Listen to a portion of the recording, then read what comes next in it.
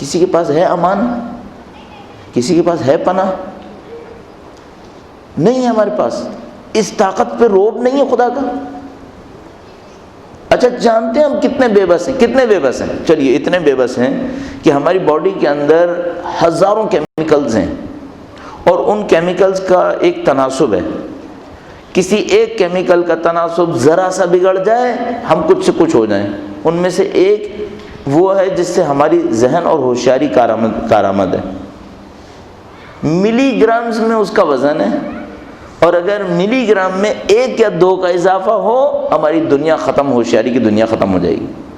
پھر اس کے بعد ہم پاگل ہیں. اس کو ہمیں دیوانہ کرنے میں ایک جھٹکا دینا ہے. اس کے بعد ہم اپنی نجاستوں میں لتھڑے ہوئے سڑکوں اور گلیوں کے اوپر پڑے ہوں گے، اپنا نہیں پتا ہوگا ہم کون ہیں. اتنے ہم ذلیل و خوار ہیں، اتنے ہم ذلیل و حقیر ہیں.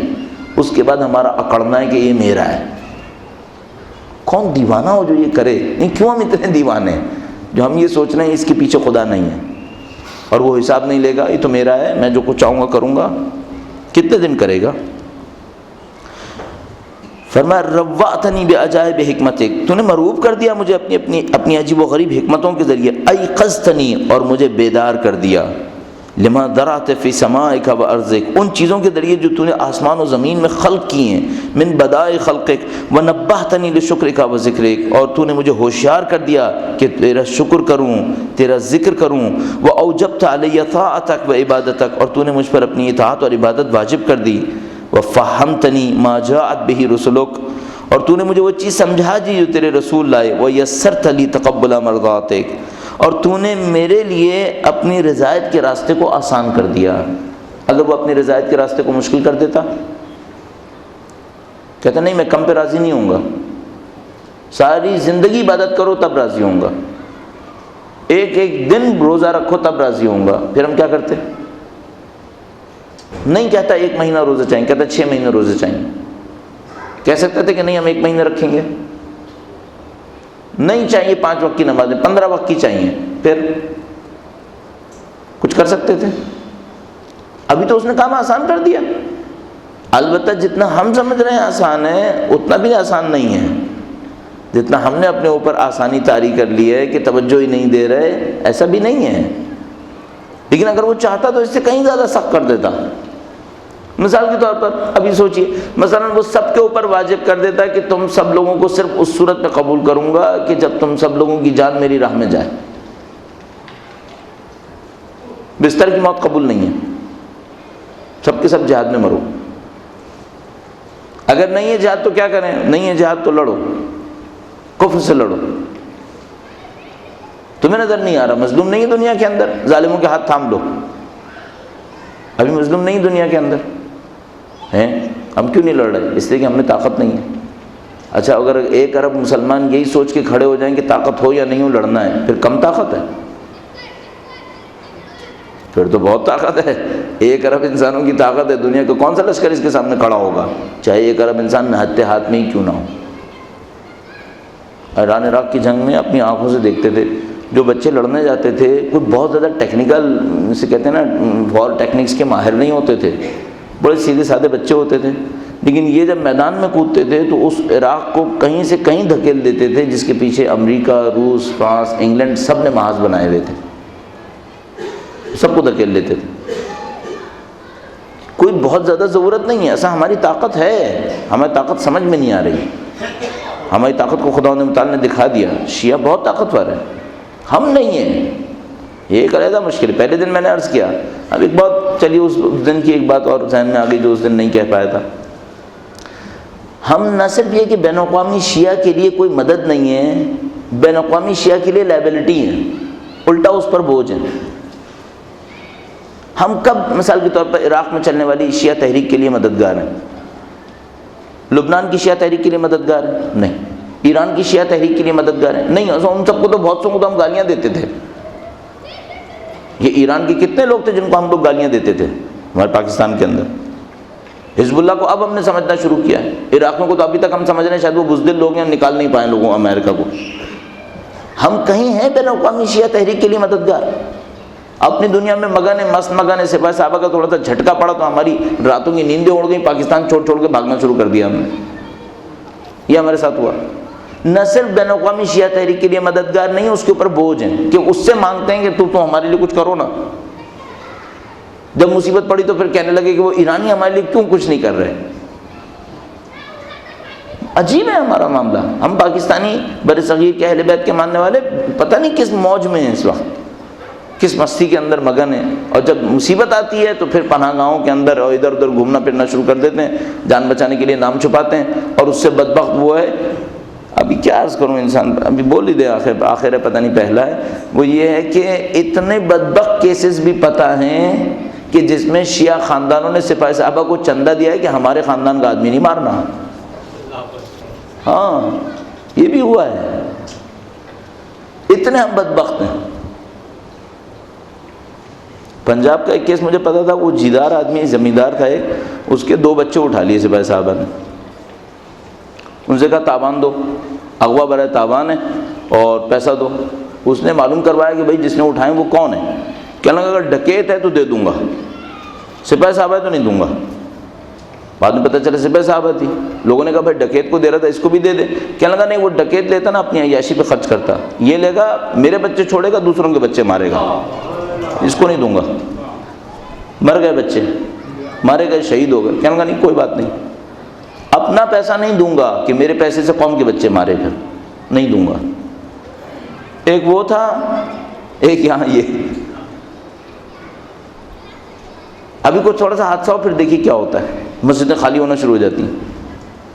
اگر ہم لبنان میں ہوتے تو کیا ہوتا، شاید پٹ پٹ کے ہمیں بھی عقل آ ہی جاتی. اس لحاظ سے لگتا ہے کہ معذرت کے ساتھ خدا وہ وقت نہ لائے، لیکن لگتا ہے کہ ڈیو ہے ہمارا پٹنا. کیونکہ ایک دفعہ پٹائی ہوئی تو ہمیں عقل نہیں آئی، ہم نے بزدلی سیکھی ہے. اب شاید اور کوئی پٹائی ہوگی تو اس کے بعد پھر بہادری سیکھیں گے.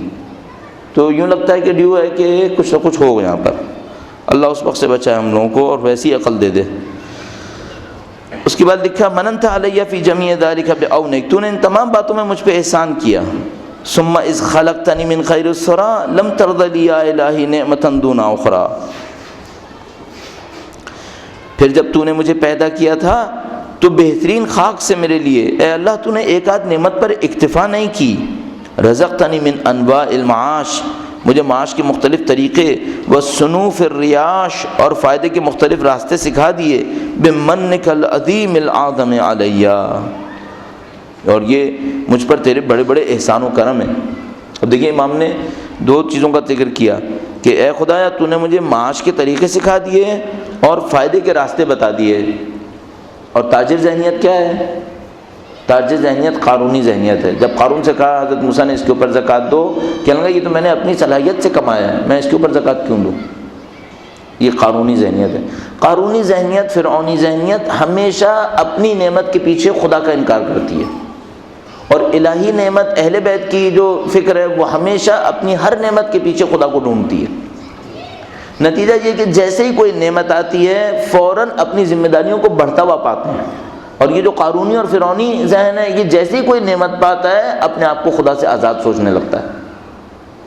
یہ جو مشکل ہم لوگوں کے ساتھ ہے وہ یہاں پر ہے. کئی مشکلات جمع ہو گئیں، بہرحال ایک مشکل یہ ہے خدا کو نہیں دیکھتے، نہیں سوچتے یہ بھی جو ہوا ہے یہ بھی خدا نے کیا ہے. مثلا ابھی انصاف سے سوچے گا آپ اور میں جو گھر سے نکل کے یہاں تک پہنچے، یہ کون لایا ہے؟ خدا ہی لایا ہے نا. اس روٹین کے چلنے پھرنے پر ہم نے کبھی شکر کیا؟ یہ بھی تو خدا نے کیا ہے. دوپہر کا جو کھانا کھایا تھا وہ ہضم ہو گیا ہے، کس نے کیا؟ نہ چاہتا پھر معذرت کے ساتھ وہ ایک آدمی کو بیماری لاحق ہو گئی، اس کا پیشاب نہیں نکلتا تھا تو وہ ڈاکٹر کے پاس گیا. کہنے لگا ڈاکٹر صاحب یہ جو مصیبت میرے اوپر آئی ہے کیا یہ کوئی سنگین بیماری ہے؟ کہنے لگا ہاں بہت سنگین ہے. کہنے لگا کہ کتنی سخت ہے؟ کہنے لگا یہ کہ اگر یہ تمہارا نہیں نکلا اور میں نے بھی کسی اور طریقے سے نہیں نکالا تو مر جاؤ گے تم. تو کہنے لگا اچھا اب آپ کچھ کر دیں کہ میں یہ فارغ ہو جاؤں. تو اس نے جناب علی ایک اس کے ساتھ کچھ کیا طریقہ کار کہ وہ فارغ ہو گیا. فارغ ہو گیا تو بل دیکھا تو بل دیکھ کر رونے لگا. تو ڈاکٹر کہنے لگا کہ دیکھ بھائی اگر بل زیادہ ہے تو میں کم کر دیتا ہوں، رونے کی ضرورت نہیں. کہنے نہیں تیرے بل پہ نہیں رو رہا، میں بدبخت خدا کے سامنے ناشکرے پن پہ رو رہا ہوں. ہر روز اتنی آسانی سے مجھ سے یہ مصیبت دور کر دیتا ہے، میں نے آج تک شکر ادا نہیں کیا. ہم یہ ہیں، ہم کچھ اور سمجھ رہے ہیں، بس چھوٹے چھوٹے کام کر کے اللہ پہ احسان بھی جماتے ہیں. ہم نے تیرے خاطر کیا. کون ہیں ہم، کیا ہیں؟ اب دیکھیے یہ ہے دعائے عرفہ. اب یہ دعائے عرفہ ہم نے اتنی دفعہ پڑھی ہوگی، پڑھ کے یوں ہی گزر جاتے ہیں. حتی اذا اتممت علی جمیع النعم وصرفت عنی کل النقم لم یمنعک جہلی وجرأتی علیک ان دللتنی الی ما یقربنی الیک. فرمایا جب تیری نعمتیں مجھ پر پوری ہو گئیں اور تو نے ساری مجھ سے تکلیفیں دور کر دیں، تب میری جرأت اور میری نادانی رکاوٹ نہیں بنی کہ تو نے مجھے اپنے قرب کے راستے سکھا دیے. ہم نے تو جرأت دکھائی، ہم نے تو نادانی دکھائی. جب ہم بالغ ہوئے ہمیں نہیں معلوم تھا خدا کون، مثلا کیوں، کس طرح، کیسے، وہ اپنی نعمتیں دیتا رہا، ہم جرأت نادانی دکھاتے رہے. اس کے باوجود ہم لوگوں کو موقع دیتا ہے کہ کہیں گھسیٹ گھساٹ کر کسی مسجد میں ادھر ادھر کہیں اس کے کلام سے 2-4 باتیں سن لیں. نہ موقع دیتا تو کچھ نہیں ہوتا، ہم بھی ادھر ادھر مارے پھرتے رہتے، جانوروں کی زندگی گزارتے. 50-60 سال کے بعد جب ساری جسمانی توانائیاں ختم ہو جاتی ہیں تو اپنی اپنی قبروں میں جا کے بیٹھ جاتے، اور پھر لاکھوں سال کا عذاب جھیلنے کے لیے اس وقت آنکھیں کھلتی کہ اب کیا ہے. چاہتا تو وہ یہ کر دیتا. بدقسمت وہ ہے جو اس پروسیس سے گزر رہا ہے پھر بھی نہیں سمجھ پا رہا مجھے کرنا کیا ہے. اور اس سے زیادہ بدبخت میرے جیسا آدمی ہے جو اس پروسیس میں لوگوں کے سامنے بیٹھ کر شہرت کماتا ہے اور سمجھتا ہے اب بھی کچھ نہیں کرنا ہے. ہم بہت بدقسمت لوگ ہوں کہ اس تمام موقع سے گزریں، سب کے سامنے بولیں اور پھر بھی نہ سیکھ پائیں. ہم بدقسمت ہیں. اگر نہیں سیکھیں گے خدا سکھائے گا. وفقتنی لما یزلفنی لدیک فإن دعوتک، میں نے ساری غلطیاں کی، ساری نادانی دکھائی، ساری جرأتیں دکھائیں، تو نے سب کچھ قبول کیا، مجھے پھر بھی قرب کے راستے بتائے. اس کے بعد میری جہالت بڑھتی رہی، پھر بھی ان دعوتک اجبتنی، اور جب بھی میں نے دعا مانگی تو نے میری دعا سن لی. ابھی بھی ایسے ہی رکھا. سارے گناہ میں نے کیے ہیں، ساری نافرمانیاں میں نے کی، جرأتیں میں نے دکھائیں، جہالتیں میں نے دکھائیں، اپنے آپ کو خود سمجھا، تجھے نظر انداز کرتا رہا. پھر بھی جب مصیبت میں پڑا، میں پکارا تجھ کو، تو نے مجھے جواب دے دیا. فَإِن دَعَوْتُكَ أَجَبْتَنِي وَإِن سَأَلْتُكَ أَعْطَيْتَنِي وَإِن أَطَعْتُكَ شَكَرْتَنِي وَإِن شَكَرْتُكَ زِدْتَنِي. عجیب ہے یہ جملہ دیکھیے. ان اطاعتک شکرتنی، اگر میں نے تیری اطاعت کی تو نے الٹا میرا شکریہ انجام دے دیا. اچھا اس کو شکر کرنا تھا، خدا کو شکر کرنا تھا. خدا کا شکر کرنا کیا ہے؟ اس نے میری اس اطاعت کو قبول کر لیا. اس نے میری اطاعت کے بعد اگلی اطاعت کے لیے راستہ ہموار کر دیا. خدا کا نظام ایسا ہے، اگر کوئی ایک ظلم کرتا ہے اگلے ظلم کے لیے راستہ ہموار ہو جاتا ہے. اگر کوئی ایک اطاعت کرتا ہے، یہ جو برزخ کی زندگی ہے بہت پیچیدہ زندگی ہے، یوں احساس ہوتا ہے. ہم اور آپ اس برزخی زندگی سے اتنے اٹیچڈ ہیں کہ جتنا ہم اپنی باڈی سے اٹیچ نہیں ہیں، اتنے اٹیچ اس برزخی زندگی سے ہیں جو ابھی ابھی ساتھ چل رہی ہے. اس تمام کے اندر یہ تمام چیزیں 4-4 5-5 طریقوں سے اثر انداز ہو رہی ہوتی ہیں. بظاہر ایسا ہے کہ مثلا میں نے ایک گناہ انجام دیا تو میرے دل کے اوپر ایک نقطہ پڑ گیا، سیاہ نقطہ جو روایات کے مطابق. بہت گناہ انجام دیے، دل کے اوپر بہت سارے سیاہ نقطے پڑ گئے. ان نکات کا نتیجہ کیا ہے؟ فرمایا ان نکات کا نتیجہ یہ ہے کہ اب اللہ کی بات اس کے ذہن میں نہیں آئے گی. یہ گناہ کا ایک اثر. دوسرا اثر کیا ہے؟ جب میں نے ایک گناہ انجام دیا میری عادت کے لیے پہلی اینٹ رکھ دی گئی، پھر دوسرا گناہ ایک اور اینٹ رکھ دی گئی عادت کے لیے. اتنا وہ گناہ کیا کہ وہ گناہ عادت بن گیا. جب وہ گناہ عادت بن گیا اب برزخ کا میرا جسم اس عادت کے تحت ملے گا.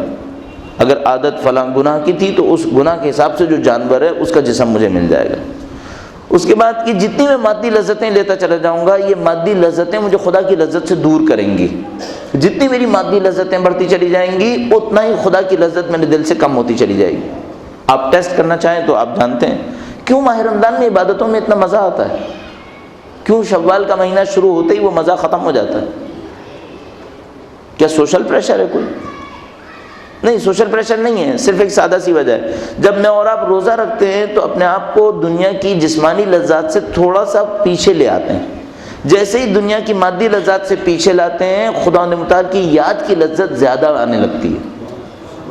اچھا یہ چاہتے تو پورے سال کر سکتے تھے، پورے سال یہ کم، پورے سال روزہ رکھتے، نہیں پورے سال روزہ نہ رکھتے، اپنی مادی لذتوں کو تھوڑا تھوڑا کم کر لیتے، کھانا کھاتے نہ پورا پیٹ بھر کے کھاتے کہ پھر کھڑا ہونا مشکل ہو، اساں اتنا کھاتے جتنی ضرورت تھی۔ اساں غذا کا کام یہی ہے۔ لباس کی ایک لذت ہے، لباس پہن کر شو جمانا، یہ کرنا وہ کرنا۔ بہت معذرت کے ساتھ عرض کر رہا ہوں، کبھی کبھی باہر نکلتا ہوں نا مجلس میں، اور میں دیکھتا ہوں کہ ہماری بعض خواتین عجیب و غریب ہولیے کے اندر نکل رہی ہیں، تو مجھے اپنے اوپر غصہ آنے لگتا ہے کہ کیا میں یہاں پہ بھاڑ جھونک رہا ہوں، کہ ہم اپنی خواتین کو نہیں سمجھا سکے کہ ان کو پردے دار ہو کے باہر نکلنا ہے، ڈھنگ سے باہر نکلنا ہے، تمیز، اخلاقیات، اہل بیت اطہار علیہ السلام کی تعلیمات کی روشنی میں اس طرح سے رہنا ہے۔ بعض بہت مؤدب، بہت مہذب ہیں ماشاءاللہ، پردہ اور حجاب اسلامی تعلیمات کے حساب سے، لیکن بات بالکل ہی الٹا ہے۔ ہمیں بعض اوقات سمجھ میں نہیں آتا ہم کر کیا رہے ہیں، ابھی تک یہ بات نہیں سمجھا پائے۔ پھر کہاں وہ کمالات انسانیہ، کہاں اہل بیت اطہار علیہ السلام کا قرب، یہ دو چار کی طرح باتیں نہیں سمجھا پائے ہم، کہ جسم کی نمائش نہیں ہونی ہے، لباس کی نمائش کے لیے امام بارگاہ نہیں ہے، یہ جگہ تہذیب نفس کے لیے ہے، یہاں پر آنا تہذیب نفس کے لیے، نہ کہ اپنی شوبازیوں کے لیے۔ ہم یہ باتیں نہیں سمجھ پائے ابھی تک۔ اسی وجہ سے پھر ہماری یہ معاشرتی زوال بھی اسی وجہ سے ہے، جو معاشرتی زوال ہمارے پاس ہے کہ ہماری قوم بے بس ہو گئی ہے، اپنے امور کو نپٹانے سے عاجز ہے، دشمنوں کا ہمارے اوپر ایک غلبہ ہے۔ کل میں سوچا تھا کہ حدیث لے کر آؤں گا اور لانا بھول گیا، اس کے اندر پہلا جملہ یہ لکھا تھا، فرمایا رسول خدا نے، فرمایا ایک وقت آئے گا جب کسی کو طاقت حاصل کرنی ہو، قتل اور جبر کے سوا کوئی راستہ نہیں ہوگا۔ جو بھی طاقت حاصل کرے گا یا قتل کرے گا یا جبر کرے گا۔ بہت واضح اس وقت ہمارا ملک ہے، کوئی ہے جو بغیر جبر و قتل کے طاقت کے اوپر پہنچ جائے؟ کام ہی یہی ہے۔ اگر کسی نے طاقت پہ پہنچنا ہے تو کیا کرے گا؟ چند قتل کرے گا، اور جبر تو پھر بے تحاشا کرے گا، پیسے کا استعمال کرے گا۔ وہ جو ایک جملہ بڑا مشہور ہے پنجابی کے اندر، پتہ نہیں وہ کیا کہتے ہیں، بر وہی جملہ ہے، اس میں اس کا ترجمہ یہ بنتا ہے کہ یا تو اس کو پیسہ دے کر مکمکا کراؤ، اور یا پھر اس کو فارغ کرو۔ دو راستے ہیں، یا پیسہ لے راستے سے ہٹے، ورنہ پھر اس کو طاقت سے راستے سے ہٹاؤ۔ تو یہ ہے ہمارے ملک کی سیاست۔ بے عینی رسول خدا نے جملہ لکھا ہوا تھا کہ جو بھی طاقت پہ آئے گا یا قتل سے آئے گا یا جبر سے آئے گا۔ تو مجھے پاکستان کا الیکشن نظر آنے لگا کہ ہاں ٹھیک ہے، یہ وہ جگہ ہے جو امام رسول خدا نے فرمایا تھا کہ یہاں پہ ایسے ہی ہوگا، جو بھی آ رہا ہے وہ ایسے ہی آ رہا ہے یہاں پہ۔ آگے جو ہے وہ آگے کا دور، وہ آگے کی جو نشانیاں انہوں نے لکھی تھیں وہ بہت زیادہ قابل توجہ ہیں انشاءاللہ۔ کل اگر لا سکا، ذہن میں نہیں ہے، حافظے میں نہیں ہے میرے۔ فرمایا ان شکرتک زدتنی، اگر میں تجھ سے سوال کر دیا تو نے مجھے عطا کر دیا، اگر میں نے تیری اطاعت کی تو نے اسے قبول کر لیا، شکر کیا، اگر میں نے تیرا شکر انجام دیا تو نے اس شکر کے نتیجے میں میری نعمتوں کو زیادہ کر دیا۔ کل ذلک اکمال لانعمک علی و احسانک الی فسبحانک سبحانک من مبدئ معید حمید مجید وتقدست اسماؤک وعظمت آلاؤک۔ بس پاک پروردگار تیری بلند و مرتبہ ذات ہے۔ آگے جا کے امام نے اللہ کی نعمتوں کا تذکرہ فرمایا، اور فرمایا کہ خدا اگر تیری نعمتوں کو کوئی شمار بھی کرنا چاہے تو کہاں شمار کر سکتا ہے۔ اور اس کے بعد امام نے اپنے جسم کے ایک ایک عضو کے ذریعے سے کہا، خدایا میں اپنی بھوؤں سے تیرا شکر بجا لاتا ہوں، اپنی پلکوں سے تیرا شکر بجا لاتا ہوں، اپنی آنکھوں سے تیرا شکر بجا لاتا ہوں۔ اتنی باریکی سے بات کہی ہے کہ انسان پریشان ہوتا ہے کہ امام ایک ایک عضو کا تذکرہ کیوں کر رہے ہیں۔ فرمایا اپنی کن پٹیوں سے شکر بجا لاتا ہوں، اپنی بھوؤں ماتھے کی پیشانی سے شکر بجا لاتا ہوں، یعنی ایک ایک عضو کو انہوں نے نام لیا۔ فرمایا اے خدا میں تیرا شاکر بننا چاہتا ہوں۔ یہ وہ روح ہے جو دعائے عرفہ کے اندر ہے۔ سید الشہداء نے یہ عرفان دیا لوگوں کو، کچھ لوگوں کو تیار کر لیا معاشرے کے اندر، کچھ لوگوں کو تیار کیا اس عرفان کے نتیجے میں کہ وہ جب میدان جہاد کے اندر اترے تو پھر مادہ پرست ان کے ساتھ نہ ہو، اس قسم کے اہل عرفان ان کے ساتھ ہوں۔ ایک خوبصورت کتاب لکھی ہے آیت اللہ جوادی آملی نے، کتاب کو ترجمہ بھی ہوا ہے، اس طرح کا نام ہے عرفان و جہاد، ابھی ذہن سے نام نکل رہا ہے، جہاد و عرفان اس طرح کر کے نام ہے، بہت خوبصورت کتاب ہے۔ اس کے اندر انہوں نے بیان کرنے کی کوشش کی ہے یہ لوگ جو جہاد کرتے ہیں، کون لوگ جہاد کرتے ہیں؟ وہ لوگ جہاد کرتے ہیں مثلا پوری زندگی مادیات میں غرق ہوتے ہیں، اچانک ان کو نظر آتا ہے خدا کی راہ میں جہاد کرنا ہے، بس اٹھے جہاد کر دیا۔ نہیں، ایسا نہیں ہوتا۔ جو بھی جہاد کرے گا حماسہ و عرفان، میرے خیال میں حماسہ و عرفان، جو بھی جہاد کرے گا پہلے عرفان کے مرحلے سے گزرے گا۔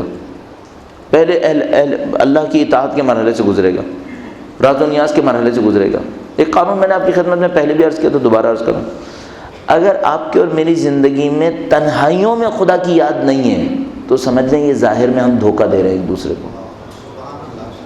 یقین فرمائیے، میں بار بار اس بات کا ریفرنس دینے پہ مجبور ہو جاتا ہوں کہ 24 سال سے میں بھی دین کا نالائق شاگرد ہوں 24 سال سے میں بھی جھک مار رہا ہوں دین کو سمجھنے کے لیے، طاقت نہیں دکھائی، لیکن یہ جو 24 سال میں نے سیکھا ہے اس میں بہت ساری چیزیں ہیں جو مجھے اینڈ میں سمجھ میں آنا شروع ہوئی ہیں، اور ان چیزوں میں سے ایک چیز جو سمجھ میں آئی ہے وہ یہ کہ اگر تنہائی میں خدا نہیں ہے پھر یہ جو سامنے لوگوں کے ہے یہ سب فضول ہے، یہ پھر دکھاوا ہے، کہیں نہ کہیں شرک ہو رہا ہے، پھر یہ بھی کچھ اور مقصد سے ہے، یہ بھی خدا کے لیے نہیں۔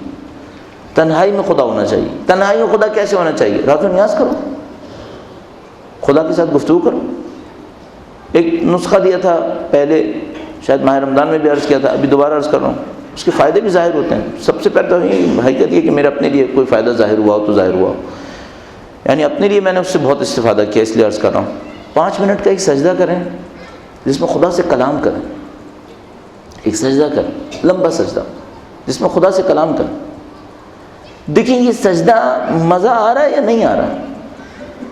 اگر دیکھتے ہیں نا کہ نہیں یہ سجدہ مجھ سے نہیں ہو پا رہا، اس کا مطلب ہے میرا خدا سے رابطہ خراب ہوا ہوا، مجھے اس رابطے کی اصلاح کرنی چاہیے۔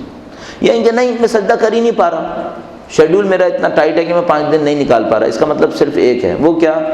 اتنا میں خدا سے بگڑا ہوا ہوں کہ خدا اپنی بارگاہ میں 5 منٹ کے لیے بھی قبول نہیں کرنا چاہ رہا۔ اتنا میرا رابطہ خراب ہو گیا خدا سے کہ خدا 5 منٹ کے لیے بھی مجھے اپنی بارگاہ میں قبول نہیں کر رہا، ورنہ کوئی وجہ نہیں کیوں خدا سجدہ کرنے والے کو دور بھگائے گا؟ کیوں خدا دور بھگائے گا؟ یا کہو خدا نے دور بھگایا یا میں اتنا بدبخت ہوں کہ 5 منٹ کے لیے بھی خدا کے سامنے سر جھکانے کو تیار نہیں ہوں۔ اچھا ممکن ہے کوئی یہ کہے بھائی واجب تھوڑی ہے، واجب سے شاید پتہ چلتا ہے خدا ناراض ہے اور خوش ہے، واجب کے ساتھ تو ہماری علیحدہ مصیبت ہے۔ 2 رکعت نماز پڑھو تو دیکھو 2 رکعت نماز واقعاً خالصتاً پڑھ سکتے ہیں خدا کے لیے؟ کوئی 1-2 رکعت نماز ایسی ہے ہماری جس کے اندر خدا کے علاوہ تصور نہ ہو ہمارے پاس؟ یہ جو سجدے کی ترکیب بتائی یہ بھی اس لیے بتائیے کہ نماز تو ہماری ایسی شیڈیول کے اندر روٹین میں نکلتی چلی جا رہی ہے، اس کا تو کچھ پتہ ہی نہیں چل رہا کہاں جا رہی ہے۔ اور نماز کے لیے ایک اصول ہمیشہ ذہن میں رکھیے گا، آیت اللہ دستگیر نے بھی اس کو بیان فرمایا، مختلف عرفا بیان کرتے ہیں اپنی کتابوں کے اندر، نماز میں سے بس اتنی قبول ہے جتنے میں توجہ خدا کی طرف ہے، بس 2 رکعت نماز پڑھی اور 1 اللہ اکبر میں خدا کو سوچا، بس یہ 1 اللہ اکبر قبول ہوا ہے، باقی کچھ قبول نہیں ہوگا۔ یہ شہید دستگیر میں بھی فرمایا ہے، تمام عرفا یہ بات بیان کرتے ہیں، روایتوں کے اندر بھی تذکرہ ہے، نماز میں سے بس اتنا سوچئے میری 40 سال کی نمازوں میں سے کیا قبول ہوا، کتنا قبول ہوا؟ ممکن ہے میں نے ایک دن میں واجب نمازیں پڑھی، مثلا 17 رکعت واجب نمازیں پڑھی، 1 رکعت کے برابر خدا کو نہ سوچا ہو، اور پریکٹیکلی ہو رہا ہے ہم لوگوں کے ساتھ، کہاں نماز کے اندر ہمارا ذہن رہتا ہے؟ اس خاطر کہ بھائی نماز میں ذہن نہیں رہ پاتا ہے، روٹین میں کہتے رہے بھائی توجہ توجہ توجہ نہیں ہو پاتا، تو پھر اس کا حربہ یہ نکالا کہ ٹھیک ہے 5 منٹ کا ایک سجدہ کریں گے، سجدے میں ویژن بھی محدود ہوگا اور سر جھکا ہوا ہوگا، تو خود ہی غیرت آئے گی کہ بھائی اس موقع پر بھی کچھ اور سوچ رہے ہو، اس خاطر یہ 5 منٹ کے سجدے کی ترکیب نکالی، دیکھا نہیں مؤثر ہے، مؤثر ہے۔ اب یہ سجدہ کر کے دیکھیں، اور خود کوئی ذکر نہ کریں، یعنی ذکر اس معنی میں کہ خدا کو غائب سمجھ کے ذکر کریں، نہیں، خدا کو حاضر سمجھ کے بولیں تاکہ یہ جو دل کے اوپر کدورتیں چڑھی ہوئی ہیں، دل کے اوپر غبار چڑھے ہوئے ہیں، یہ پگھلنا شروع ہو کسی طریقے سے۔ کیوں ہم میں خدا کے ساتھ بولنے کی طاقت نہیں ہے؟ کیوں خدا کے ساتھ بولنے میں مزہ نہیں آتا؟ اس سے بڑھ کر ہمیں کوئی عاشق ملے گا؟ اس سے بڑھ کر کوئی چاہنے والا ملے گا ہمیں؟ کون سی ماں ہے جو دعویٰ کرے کہ وہ خدا سے زیادہ چاہتی ہے؟ کون سے ایسے عاشق و معشوق ہوں گے جو کہیں گے کہ ہم خدا سے زیادہ ایک دوسرے کو چاہتے ہیں؟ پھر اس سے بات کرنے میں مزہ کیوں نہیں ہے؟ صرف ایک وجہ ہے، نہ ہم اس کو پہچان پا رہے ہیں، نہ اس کا قرب کو احساس کر رہے ہیں۔ آپ اس پریکٹس کو کر کے دیکھ لیجئے اور اپنے دل کو فارغ کریں، اور خدا کے ساتھ دو طرفہ کام نہیں کیا جا سکتا، خدا کے ساتھ منافقت نہیں کی جا سکتی، خدا کے نام پر 10 کام انجام دیں جس میں ریاکاری ہو، پھر کہیں خدا ہمیں قرب بھی دے گا، نہیں، کیسے قرب دے گا؟ اس کو خلوص چاہیے سب سے پہلے۔ بس آپ یہ 5 منٹ کا جو سجدہ کریں تنہائیوں میں کریں، اس طرح سے کریں کہ ٹھیک ہے، پھر دوسروں کے سامنے دن بھر میں تذکرہ نہ کریں کہ ہم نے 5 منٹ کا سجدہ کرنا شروع کر دیا ہے، ورنہ مصیبت پڑ جائے گی۔ ہم تو بدبخت ہیں جس کا بولے بغیر کوئی چارہ بھی نہیں ہے، نہ بولیں تو کچھ پتہ ہی نہیں چلتا معاشرہ ہو کیا رہا ہے، بولیں تب ایک مصیبت کی، اب شیطان پھنسا لے گا اس میں، شیطان تو استاد ہے، شیطان کا تو کام یہ ہے نا گمراہ کرے انسان کو، اور ہم لوگ کمزور لوگ، شیطان کا مقابلہ کرنے کی طاقت نہیں ہے ہم لوگوں میں۔ ایک بات طے شدہ ہے، اگر ہم مخلص ہوں شیطان ہم پہ حملہ بھی نہیں کر سکتا، کیونکہ اس نے کہا ہے قرآن کریم کے اندر الا عبادک المخلصین، خدا تیرے خالص بندوں پہ حملہ نہیں کروں گا۔ ہم مخلص ہوتے ہیں، ہم پہ حملہ نہیں ہوتا، یہ تو ہم پہ شیطان بار بار حملے کرتا ہے، اس بات کی نشانی ہم میں خلوص نہیں ہے۔ خلوص ہوتا تو شیطان کا حملہ نہیں آنا تھا ہم پر۔ سب ضعف ہے ہمارا، سب ہماری کمزوری ہے، اب لے کر کہیں نہ کہیں آگے بڑھنا ہے، ورنہ یہ زندگی ختم ہو جائے گی چند سالوں کے اندر، یہ فریب ٹوٹ جائے گا، یہ دھوکہ ختم ہو جائے گا، پھر ملک الموت سامنے ہے، برزخ کی زندگی لاکھوں سال کی سامنے ہے، اس کے اندر انسان اٹھے یا جانور اٹھے یہ بھی نہیں معلوم، جتنی لذتوں کے ہم عادی ہیں اتنی لذتوں پہ حیوانی شکل بنتی ہے، پھر تو بڑی سخت وقت میں ہم لوگ، اور ہمیں اپنے لیے بہت سنجیدگی کے ساتھ سوچنا چاہیے۔ بس آپ اس پریکٹس کو شروع کر لیجئے کہ 5 منٹ کا ایک سجدہ کریں، خدا متعال سے راز و نیاز کریں، اس سے طلب کریں توفیقات دے، اس سے طلب کریں خلوص دے۔ سب سے پہلی چیز جو چاہیے ہم لوگوں کو وہ خلوص چاہیے، کہ ہمارے کاموں کے اندر خلوص آ جائے، کسی طریقے سے خدا کی خاطر کاموں کو انجام دینا شروع کر دیں، تو پھر کام آسان ہوتے چلے جائیں گے، زندگی ہماری آسانی سے بڑھے گی۔ اور یہ جو ہمارے سامنے معرکہ ہے کربلا کا، یہ ہمیں بہت ساری چیزیں سکھا رہا ہے۔ سید الشہداء کا معرکہ عجیب معرکہ ہوا کہ سید الشہداء نے ہر اخلاقی فضیلت کو اتنے کمال پہ پہنچا دیا کہ کوئی نہ چاہتے ہوئے بھی مجبور ہوگا کہ دیکھے کیوں یہ کافر لوگ نہ چاہتے ہوئے بھی شاید سید الشہداء کا ذکر کرتے ہیں، مجبور ہیں، اعتراف کے سوا کوئی چارہ کار نہیں ہے کہ سید الشہداء کی قربانی ایسی ہے کہ اس کے سامنے ہر ایک شخص مجبور ہے کہ اپنا سر جھکائے، کسی نہ کسی طریقے سے اعتراف کرتے ہیں، ہاں تعویلات کریں گے، تشریحات کریں گے مختلف طریقوں سے، لیکن یہ قبول کرنا پڑتا ہے کہ سید الشہداء کی قربانی عجیب قربانی ہے، جو کچھ ہوا وہ بہت عجیب تھا۔ اب سید الشہداء کی قربانی سے سیکھنے والے بھی بہت عجیب تھے۔ ایک لڑکا تھا ایران میں، جب وہ ایران عراق جنگ میں گیا تو وہاں پہ مارا گیا، جب مارا گیا تو اس زمانے میں روٹین یہ تھا کہ جو بھی مارا جاتا تھا اس کی تصویریں محلے میں لگائی جاتی تھیں کہ مثلا فلاں شہید مارا گیا، اور اس کے لیے مجالس ہوتی تھیں، محافل ہوتی تھیں، وہ جو شہید مارا گیا تو اس کے گھر والوں نے اس کی ساری تصویریں ڈھونڈنا شروع کیں، پتہ چلا کوئی تصویر ہے ہی نہیں اس کی، بڑے پریشان ہوئے کہ نہیں بھائی اتنی تصویریں کھینچی تھیں اس کی زندگی میں، ایک بھی تصویر نہیں مل رہی، دیکھا نہیں عمدن کوئی تصویر ہے ہی نہیں اس کی۔ اچھا وہ گئے معلوم کیا تو پتہ چلا اس کا وصیت نامہ آیا، اب وہ وصیت نامے کے اندر اس نے ماں باپ کے لیے لکھا تھا کہ میں نے اپنی ساری تصویریں جلا دی ہیں تاکہ تصویریں لگنے کی حسرت کی خاطر شہادت نہ ہو، خلوص سے مروں پھر میں، اب میری کوئی تصویر نہیں ہے، اور ڈھونڈنے کی بھی کوشش نہیں کرنا چاہوں کہ میں نے چاہا ہی نہیں، تصویریں مت لگاؤ۔ ان لوگوں نے خلوص دکھایا ہے، اور ہم ناموں کی تختیاں لگا لگا کے خوش ہوتے ہیں، ہاں 4 پیسے دے کے تختی لگواتے ہیں کہ میرا نام آئے سامنے، ریاکاری ہے، غلط ہے، یہ واضح شرک ہے۔ کس روب میں ہم لوگ، کوئی ہم لوگوں کو سمجھانے والا بھی نہیں ہے کہ بس یہ شرک کرو بھائی، یہ ریاکاری ہے ساری۔ وہ دیکھو اس خلوص کو دیکھو، اپنی تصویریں چھپا رہا ہے، اپنے نام کو چھپا رہا ہے کہ کہیں ایسا نہ ہو میری شہادت میں کوئی اور نیت بیچ میں آ جائے، شہادت خالص ہو، مخلصانہ شہادت دوں پھر میں۔ 10 کام کرتے تھے یہ لوگ، یعنی اسی زمانے میں مشہور تھا ایک اور لڑکے کا واقعہ کہ مثلا جب اس کا جسد آیا اس کا سر نہیں آیا، ماں باپ نے بڑا پریشان ہوئے، اتھارٹی سے بات کی کہ بھائی بچے کا سر کیسے قطع ہو گیا، جنگ ہے، کوئی شمشیر کی تھوڑی جنگ ہو رہی ہے، یہ آج کل کے وار ہیڈس ہیں، اس کے اندر تو یہ سر جو ہے وہ جدا ہونا یہ بہت عجیب سی بات ہے۔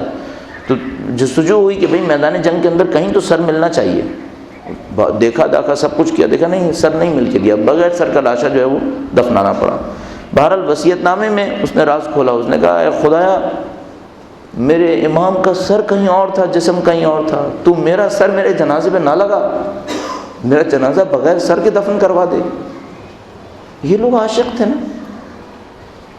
بحرین کے اندر ایک مسجد ہے، اس کے اوپر چھت نہیں بنتی، ایک عارف کا مزار ہے وہاں پہ، اسی مسجد کے اندر اس کے اوپر چھت نہیں لگتی، میں بھی کیا دیکھا بغیر چھت کی مسجد ہے، محسن صبور نام ہے ان کا۔ لوگ بڑے پریشان ہوتے، جب چھت گراتے ہیں بناتے ہیں گر جاتی ہے، یا بعض لوگ کہتے ہیں غائب ہو گئی ہیں بہت دفعہ، یا گر جاتی ہے غائب ہو جاتی ہے، چھت نہیں ٹکتی تھی وہاں پہ۔ تو کچھ عرفاء آئے، انہوں نے کہا کہ ان سے بات ہوئی کہ بھئی ان سے رابطہ کیا جائے کہ بھئی کیا مسئلہ ہے ان کے ساتھ، کیوں نہیں مانتے کہ چھت ہو. انہوں نے ان کے ساتھ مکاشفے کے اندر رابطہ کیا شیخ محسن صبور سے، ان سے کہا کہ کیا مشکل ہے، آپ چھت کیوں نہیں تسلیم کرتے اپنے روضے کے اوپر؟ کہا نہیں، میرے مولا کا لاشا 3 دن دھوپ میں رہا ہے، میں نہیں مانوں گا میرے اوپر چھت ہو، مجھے چھت نہیں چاہیے. یہ لوگ عاشق تھے. کہا پھر مولا کا لاشا اس عظمت کے ساتھ 3 دن دھوپ میں پڑا رہا ہے، کوئی دفنانے والا نہیں تھا اس کا، میں کیسے قبول کر لوں میری لاش کے اوپر، میرے اس قبر کے اوپر سایہ آ جائے. یہ عاشق ہیں، انہوں نے اپنی زندگیاں دی ہیں.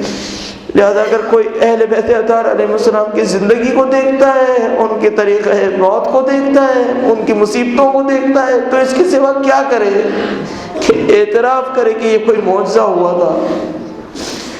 اب ایک لمحہ کو تصور کریں، تھوڑی سی دیر کے لیے تصور کریں، ایک خاتون ہو جن کے بچے ان کی آنکھوں کے سامنے مارے گئے ہیں، لیکن اپنے بھائی کا مرثیہ پڑھتی ہیں، اپنے بچوں کا مرثیہ نہیں پڑھتی.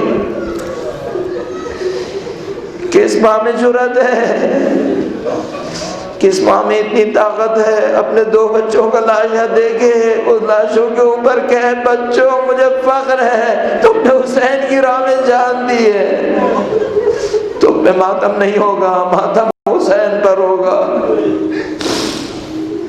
یہ بی بی جس طرح قافلہ لے کر چلی ہیں، یہ بی بی جس طرح کوفہ پہنچی ہیں، پھر کوفہ سے شام پہنچی ہیں، پھر شام کے زندانوں کے اندر، درباروں کے اندر اس روح عظیم کے ساتھ بی بی کے انسان حیران رہ جاتا ہے یہ کس قسم کی حیات طیبہ ہے. بی بی عظمت بی بی کی کیا بیان کرے انسان، اپنے آپ کو ذہن میں لانے کی کوشش کرے تو ذرا عجیب لگتا ہے کہ بی بی کی اس عظمت کے ساتھ کوئی شبر لعیر کوڑا برسائے، اس عظمت کے ساتھ بی بی کو بے پردہ چادر لے کر جائے بازار کے اندر اور بی بی تحمل فرماتی رہے. جس کے اشاروں پر فرشتے ہل سکتے تھے، جس کے اشاروں پہ کائنات ہل سکتی تھی، وہ خدا کی راہ میں تحمل کرے کہ خدایا اگر امت کی اصلاح کے لیے، امت کو سبق دینے کے لیے ضروری ہے، ہم یہ بھی جھیلنے کو تیار ہیں.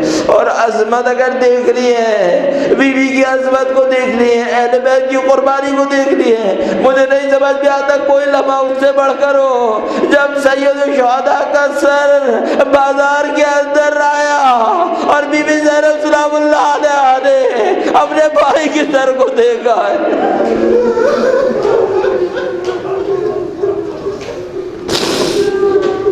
وَسَيَعْلَمُ الَّذِينَ ظَلَمُوا أَيَّ مُنْقَلَبٍ يَنْقَلِبُونَ. اے پاک پروردگار تو جو واسطہ محمد و آل محمد کا اس قلیل سی عبادت کو ہم سے قبول فرما. اے پاک پروردگار ان کی نورانیت سے ہمارے دلوں کو منور فرما. اے پاک پروردگار اس غم حسین کو ہماری آخرت کی نجات کا سبب قرار فرما، دنیا میں ہماری مزید توفیقات کا سبب قرار فرما. اے پاک پروردگار تجھے واسطہ محمد و آل محمد کا ہمارے کثیر گناہوں کی ان کے نام کے صدقے میں مغفرت فرما، ان کی شفاعت سے سرفراز فرما. ان کے چاہنے والے دنیا میں جہاں کہیں بھی ہوں تو ان کی جان مال عزت و آبرو کی حفاظت فرما. اے پاک پروردگار قلب امام کو ہم سے راضی و خوشنود فرما، ان کے ظہور میں تعجیل فرما. نسلاً بعد نسل ہمیں اور ہماری نسلوں کو ان کے بہترین آبان و انصار میں قرار فرما. ماتم حسین. دعائے صحت کے لیے درخواست کی ہے ایک مومنہ، ان کے لیے دعا کرتے ہیں پاک پروردگار بحق محمد و آل محمد ان مومنہ کو شفا عاجلہ. یا جناب سیدہ، یا جناب سیدہ، سیدہ یا جناب سیدہ، یا جناب سیدہ، سیدہ یا جناب سیدہ، سیدہ، سیدہ یا جناب سیدہ، سیدہ، سیدہ، سیدہ یا جناب سیدہ، سیدہ، سیدہ، سیدہ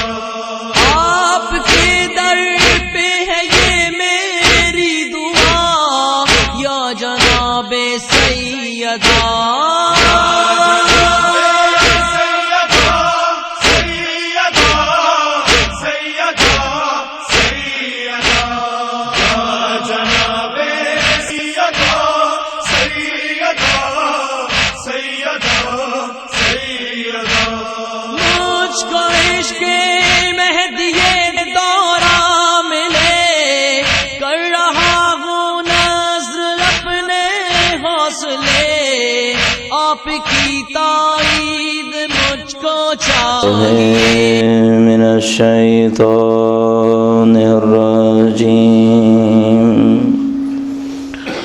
بسم الله الرحمن الرحيم الحمد لله رب العالمين والصلاة والسلام على سيد الأنبياء والمرسلين حبيب إله العالمين بالقاسم محمد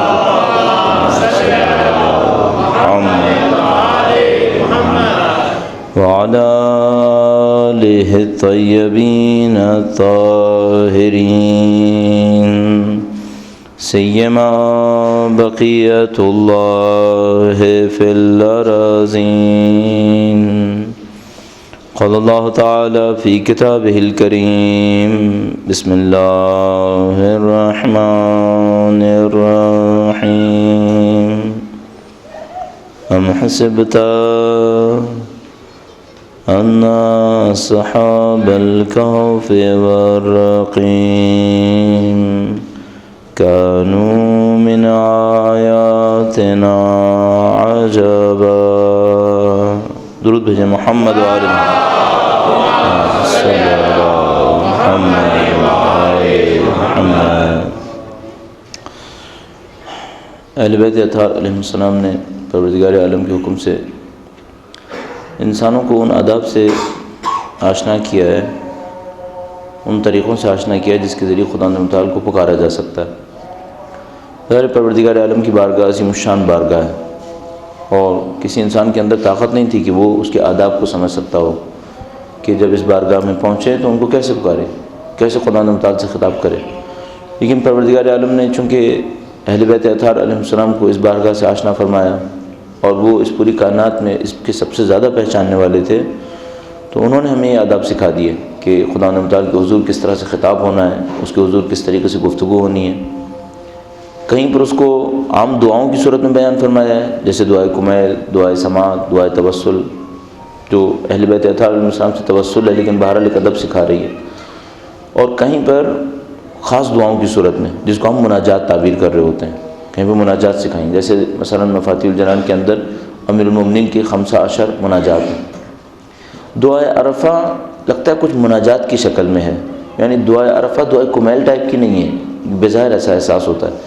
دعائے عرفہ خاص سید الشہداء کا مناجات ہیں، سرگوشی کرنا جس کو ہم، مناجات کا مطلب ہوتا ہے سرگوشی کرنا، خاموشی سے کچھ خدا متعال کی بارگاہ میں کہنا، گویا مناجات کی شکل میں ہے دعائے کمیل، دعائے عرفہ۔ اور اسی وجہ سے اس کے اندر مفاہیم بہت بلند مفاہیم ہیں، یعنی اگر دعائے عرفہ کے صحیح مفاہیم پہ انسان توجہ دے، جس کی شاید ہم لوگوں کے اندر صلاحیت نہیں ہے، تو دیکھیں گے کہ نہیں، اس کے اندر بات جو ہے وہ عام سطح سے کہیں بڑھ کر ہے، سید الشہداء کا کلام ہے اور ایک خاص سطح کے اوپر جا کر ارشاد فرمایا گیا۔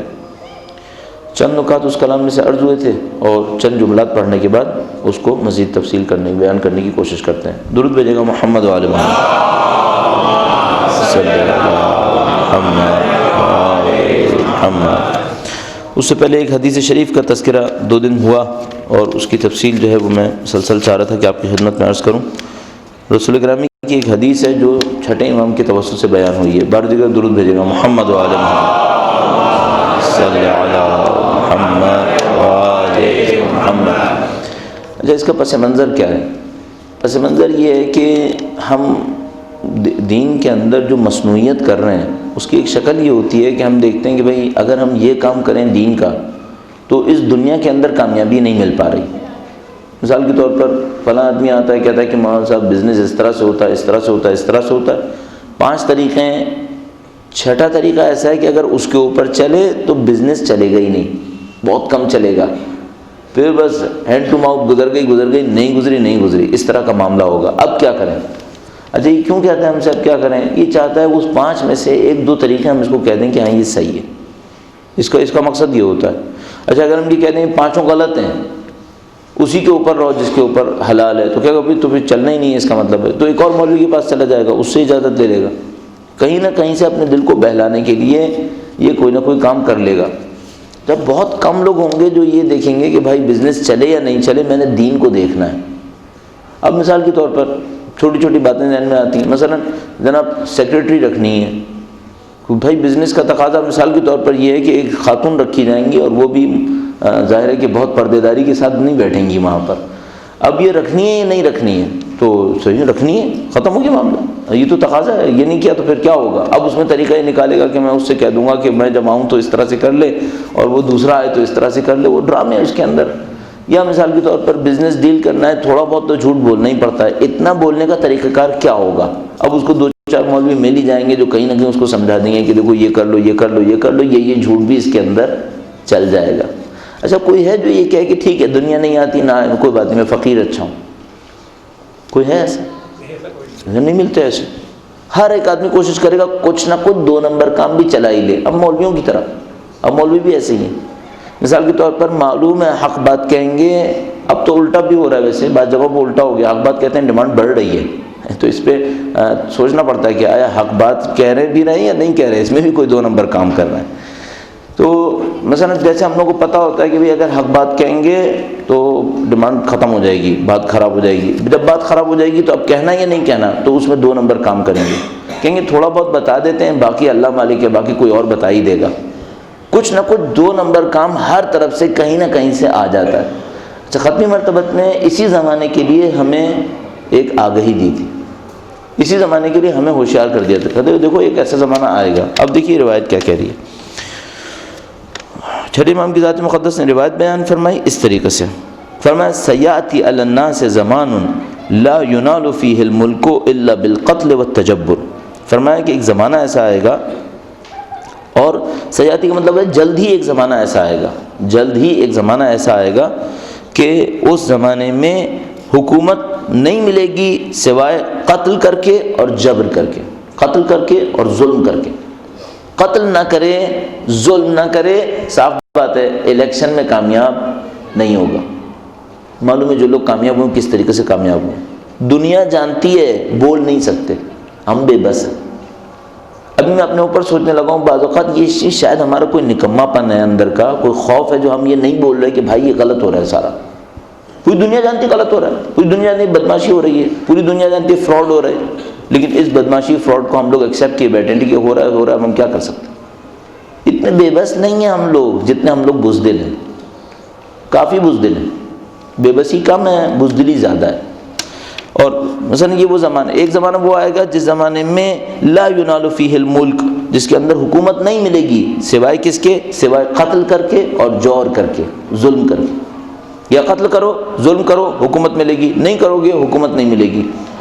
ولا الغنا الا بالغصب والبخل، اور دولت نہیں ملے گی مگر غصب کر کے اور بخل کر کے۔ غصب نہ کرے کسی کا مال، دولت نہیں ملنے کی، بخل نہ کرے اللہ کی راہ میں دینے میں، دولت نہیں رہے گی۔ یا غصب کرے گا، دوسروں کا گھسیٹے گا اپنے پاس کسی بھی طریقے سے، یا کیا کرے گا؟ بخل کرے گا۔ بہترین صورت میں میں کہوں گا ہم دوسری کیٹیگری میں، بہترین صورت میں میں کہوں گا ہم دوسری کیٹیگری میں، یا ہم غصب کر رہے ہیں جہاں پہ غلط کام کر رہے ہیں، جہاں پہ کسی نہ کسی بہانے سے کوئی 2 نمبر کام کر کے جو شریعت میں الاؤ نہیں ہے، کبھی توریا کے نام پر، کبھی اس کے نام پر، کبھی اس کے نام پر، کسی نہ کسی طریقے سے نکال لیتے ہیں، بالآخر یہ غصب ہے، لیکن کوئی مانے گا نہیں اس کا۔ یا کیا کر رہے ہیں؟ یا بخل کر رہے ہیں۔ بخل کر رہے ہیں کیا مطلب؟ میں نے عرض کیا آپ کی خدمت میں، میرے پاس کچھ پیسہ پڑا ہوا، کہیں پہ لوگ مر رہے ہیں بھوکے، میں نہیں دے رہا۔ کیوں نہیں دے رہا؟ بس نہیں دے رہا۔ یہ بخل نہیں ہے؟ ہاں بخل ہے، اس کو بخل نہیں کہیں گے، اور پھر کس کو کہیں گے؟ مثلا وہ کہے گا میرا اس سے کیا تعلق ہے؟ تمہارا تعلق نہیں ہے، یہ اللہ کی مخلوق ہے، تمہارا کوئی تعلق نہیں ہے۔ ابھی میں خود ابھی کیا بولوں، انسان سوچتا ہے کہ اب آگے کے سارے راستے بند کر رہا ہوں۔ مثلا میں خود افریقہ میں دیکھ کر آیا ہوں، لوگ بھوکے مر رہے ہیں، جس شہر کے اندر میں خود رہ رہا تھا، چند دن رہا ہوں 2-4 شہروں کے اندر، لوگ بھوکے مر رہے ہیں، دوسرے لوگوں کے پاس بے تحاشا پیسہ ہے، کیوں نہیں خرچ کرتے؟ کہ کتنوں کو کھلائیں؟ ارے بھائی کتنوں کو کھلائیں کیا مطلب؟ ایک آدمی اگر بھوکا مر رہا ہے تم ذمہ دار نہیں ہو؟ کس نے کہا ذمہ دار نہیں ہو؟ ذمہ دار ہو۔ اچھا بھوکا مرنے والا کافر و مسلمان فرق پڑتا ہے کیا؟ مرتے ہوئے کی جان بچانا واجب نہیں ہے؟ واجب ہے، کس نے کہا کہ نہیں ہے؟ مرتے ہوئے کی جان بچانا واجب ہے. آپ کے پاس اضافی پیسہ بے تحاشا پڑا ہوا ہے, آپ خرچ نہیں کر رہے, اس کے بعد کہہ رہے ہیں میں بخیل نہیں ہوں. پھر بخیل کیسے کہتے ہیں؟ پھر بخل کیسے کہتے ہیں؟ یہ بخل نہیں ہے. ہمارے پاس اضافی پیسہ پڑا ہوا ہے, پاکستان کے مختلف کونوں کے اندر لوگ مر رہے ہیں, بھوکے بھی ہیں, جانتے ہیں ہم کہ بھوکے ہیں. دنیا کی گواہی دے رہی ہے, گورنمنٹ کے اسٹیٹسٹکس کہہ رہے ہیں, جا کے دیکھو اسٹیڈیم وغیرہ کے اندر سب نظر آ رہے ہیں, ہم یہ بھوکے ہیں بیچارے. ہمارے پاس ایکسس پیسہ پڑا ہوا ہے, کیوں رکھا ہے ہم نے اپنے پاس؟ خوب یہی کہ ہم سے دل سے محبت نہیں نکل رہی پیسے کی. یہ کہتے ہیں اگر میں سب دے دوں گا میں خود فقیر ہو جاؤں گا. بس یہی مسئلہ ہے نا, کہ میرے فقیر ہونے کا خوف ہے کہ اگر میں نے دے دیا تو میں بھی دوسروں کی طرح ہو جاؤں گا, تو چلو میں پیسہ بچا کے رکھتا ہوں, دوسرے مرتے رہیں. یہی کر رہے ہیں اور کیا ہو رہا ہے. ایک زمانہ ایسا آئے گا جس میں سلطنت نہیں ملے گی, حکومت نہیں ملے گی سوائے قتل کر کے اور ظلم کر کے. ولل غنا, دولت نہیں ملے گی الا بالغصب والبخل, سوائے یہ کہ غصب کرے گا کہیں سے یا بخل کرے گا. ولل محبہ, لوگوں کی محبت نہیں ملے گی سوائے یہ کہ باستخراج الدین, دین سے باہر نکلے, دین پر رہے گا, لوگوں کی محبت نہیں ملے گی. واتباع الہوی, صرف دو راستے ہوں گے محبت حاصل کرنے کے, کیا؟ دین سے باہر نکل آئے اور کیا کریں؟ ہوا و ہوس کی پیروی کریں. یہ دو کام کرے لوگ پسند کریں گے, یہ دو کام نہ کرے, دین پہ چپکا رہے, ہوا و ہوس کو کنٹرول میں رکھے, لوگ پسند نہیں کریں گے. آتے ہیں کتنے دفعہ ہوتا ہے مثلا خاندانوں کے اندر, کہتے ہیں اگر ہم یہ کریں, دین کے اس بات پہ حکم کریں, عمل کریں, ہمارے رشتہ دار ہم سے ناراض ہو جاتے ہیں.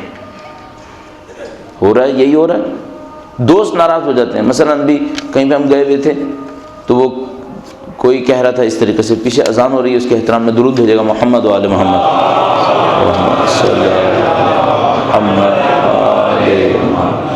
سر ایک جوان کی کہہ رہا تھا, کہنے لگا ہم لوگ جب جوان دوستوں کی گیدرنگ میں بیٹھتے ہیں اور اگر کوئی ایسا ہو کہ مثلا ذرا نماز روزے کی باتیں کرتا ہے تو وہ مثلا کہنے لگا وہ دوست یہی کہتے ہیں کہ یہ تو یار ایسا ہی ہے, بس یہی حرکتیں کرتا رہتا ہے ہمیشہ, دینی کی لگی رہتی ہے اس کو, یا مثال کے طور پر کنزرویٹو ہے, یا مثال کے طور پر یہ بہت ریجڈ ہے, یہ بڑا, یہ تو بالکل ہی طالبان ہے, یہ تو بالکل ہی خارجی ہے, یہی سب باتیں سننے کو ملتی ہیں. اور بیچاری اگر کوئی لڑکی ہو جو پردے والی ہو اور وہ کہیں پھنس جائے کسی ایسی جگہ پہ گیدرنگ میں, تو وہ تو بیچاری ستیہ ناش ماری گئی کہ وہ اس کو پتہ نہیں کیا کیا سنا دیں گے, یہ وہ ہے, یہ ہے, یہ نقاب پوش ہے, اور یہ اور وہ 10 باتیں سنیں گے. کب لوگ پسند کرتے ہیں؟ اور پسند کریں گے برہنے کی, میں ناچو, یہ پسند کریں گے سب, اسے کوئی منع کرنے والا نہیں ہے, اس کا کوئی پوچھنے والا نہیں ہے. اور جو حرکت غلط کرنی ہے کرتے رہو, سب ساتھ دیں گے. اور اپنی دینی محفلوں کا بھی حشر دیکھ لیجئے کہ مثلا وہ جنتیں بانٹ رہا ہے, بلا عمل تم یہ کر لو بس جنت میں داخل, کچھ نہیں ہوگا. اور مثلا کوئی آ کے مولوی کہتا ہے نہیں دولت جمع کرنے میں کوئی غلطی نہیں ہے, جتنی جمع کرنی ہے کرو, اللہ نے اجازت دی ہے, خدا تو پسند کرتا ہے کہ دولت مند ہو تم. 10 باتیں کرے گا سب لوگوں کی, جو من پسند بات آئی یہ کہہ دے گا, اور لوگ بھی خوش اور وہ بھی خوش, اور اللہ ناراض, کوئی بات نہیں, اللہ کو بعد میں دیکھ لیں گے, مرنے کے بعد ملنا ہے نا اس نے. یہ ہم لوگوں کے ذہن میں پھنسا ہوا ہے. اور محبت نہیں ملے گی لوگوں کی الا باستخراج الدین واتباع الہوی, صرف 2 راستے ہوں گے, دین سے خارج ہو جائے, ہوا و ہوس کی پیروی کرے, لوگ پسند کریں گے, نہیں کرے گا لوگ پسند نہیں کریں گے, کہیں گے کیا پاگل آدمی آ گیا کہاں سے. فمن ادرک ذلک الزمان, جو اس زمانے کو دیکھے, اب غور سے دیکھیں, بس جو اس زمانے کو دیکھے, فصبر علی الفقر, اور فقر پر صبر کر لے, فقیر ہونے پہ صبر کر لے, کیونکہ معلوم تھا دولت تو ملے گی نہیں. دولت کس طرح مل رہی تھی؟ دولت مل رہی تھی یا غصب کرے گا یا بخل کرے گا, یہ دونوں ہی کرے گا, فقیر ہو جائے گا. فرمایا اگر کوئی اس زمانے کو دیکھے اور فقر پہ صبر کر لے, وَهُوَ يَقْدِرُ عَلَى الْغِنَى, جبکہ اس کے پاس طاقت تھی کہ وہ دولت کما سکتا تھا. دولت کما سکتا تھا کس کے ذریعے سے؟ غصب کے ذریعے سے, بخل کے ذریعے سے. سب غصب کر رہے تھے, یہ بھی کر لیتا, سب بخل کر رہے تھے, یہ بھی کر لیتا. اس نے نہیں کیا, اپنے فقیر ہونے پہ صبر کر لیا, کہا ٹھیک ہے میں فقیر, اچھا. وَالصَّبْرَ عَلَى الْبِغْضَةِ وَهُوَ يَقْدِرُ عَلَى الْمَحَبَّةِ, اور وہ لوگوں کی نفرتوں کے اوپر, لوگوں کے دشمنی کے اوپر اس نے صبر کر لیا, جبکہ وہ چاہتا تو لوگوں کی محبتیں گھسیٹ سکتا تھا, لیکن لوگوں کی محبتیں گھسیٹتا تو کیا کرتا؟ دین سے باہر نکل آتا, ہوا و ہوس کی پیروی کرتا. اس نے ہوا و ہوس کی پیروی نہیں کی اور دین سے باہر نہیں نکلا, اپنے دین کے اوپر جمع رہا, لوگوں نے محبت نہیں دی, لوگوں نے اس کو دشمنی دی. وَالصَّبْرَ عَلَى الذُّلِّ وَهُوَ يَقْدِرُ عَلَى الْعِزِّ, اور اس نے ذلت کے اوپر صبر کر لیا, جبکہ چاہتا تو دنیا والوں کے نزدیک عزت حاصل کر سکتا تھا. اگر کسی نے یہ کام کر لیا آتاہ اللہ ثواب 50 صدیقا ممن صدق بہ، رسول نے فرمایا اس کو خدا 50 صدیق کا ثواب دے گا، 50 ایسے لوگوں کو ثواب دے گا جس کو میرے اوپر ایمان لانے کے نتیجے میں خدا صدیق کہتا ہے۔ صدیق امیر المومنین کا لقب ہے۔ 50 صدیق کا ثواب دے گا اس آدمی کو جو اس زمانے میں پہنچے اور ان تمام چیزوں سے قطع نظر کرے، کیوں؟ اپنی آخرت کی خاطر۔ کس میں ہمت ہے؟ کہاں ہے ہمت ہم لوگوں کے اندر؟ اچھا یہ ہمت کیوں نہیں ہے ہم لوگوں کے اندر؟ اس دنیا نے ہمیں گھسیٹ لیا ہے، اس دنیا نے ہمیں دیوانہ کیا ہوا ہے، ہم اسلام کی بنیادی ترین عقائد کو نہیں سمجھ پا رہے۔ پہلے میں سوچتا تھا، ایک آدھ دفعہ مثلا جب عمرے پہ گیا تو ایک سعودیوں کی عجیب چیز دیکھی، ان عقل مندوں سے بھی کچھ سیکھا جا سکتا ہے، مجھے پتہ چلا اس زمانے میں۔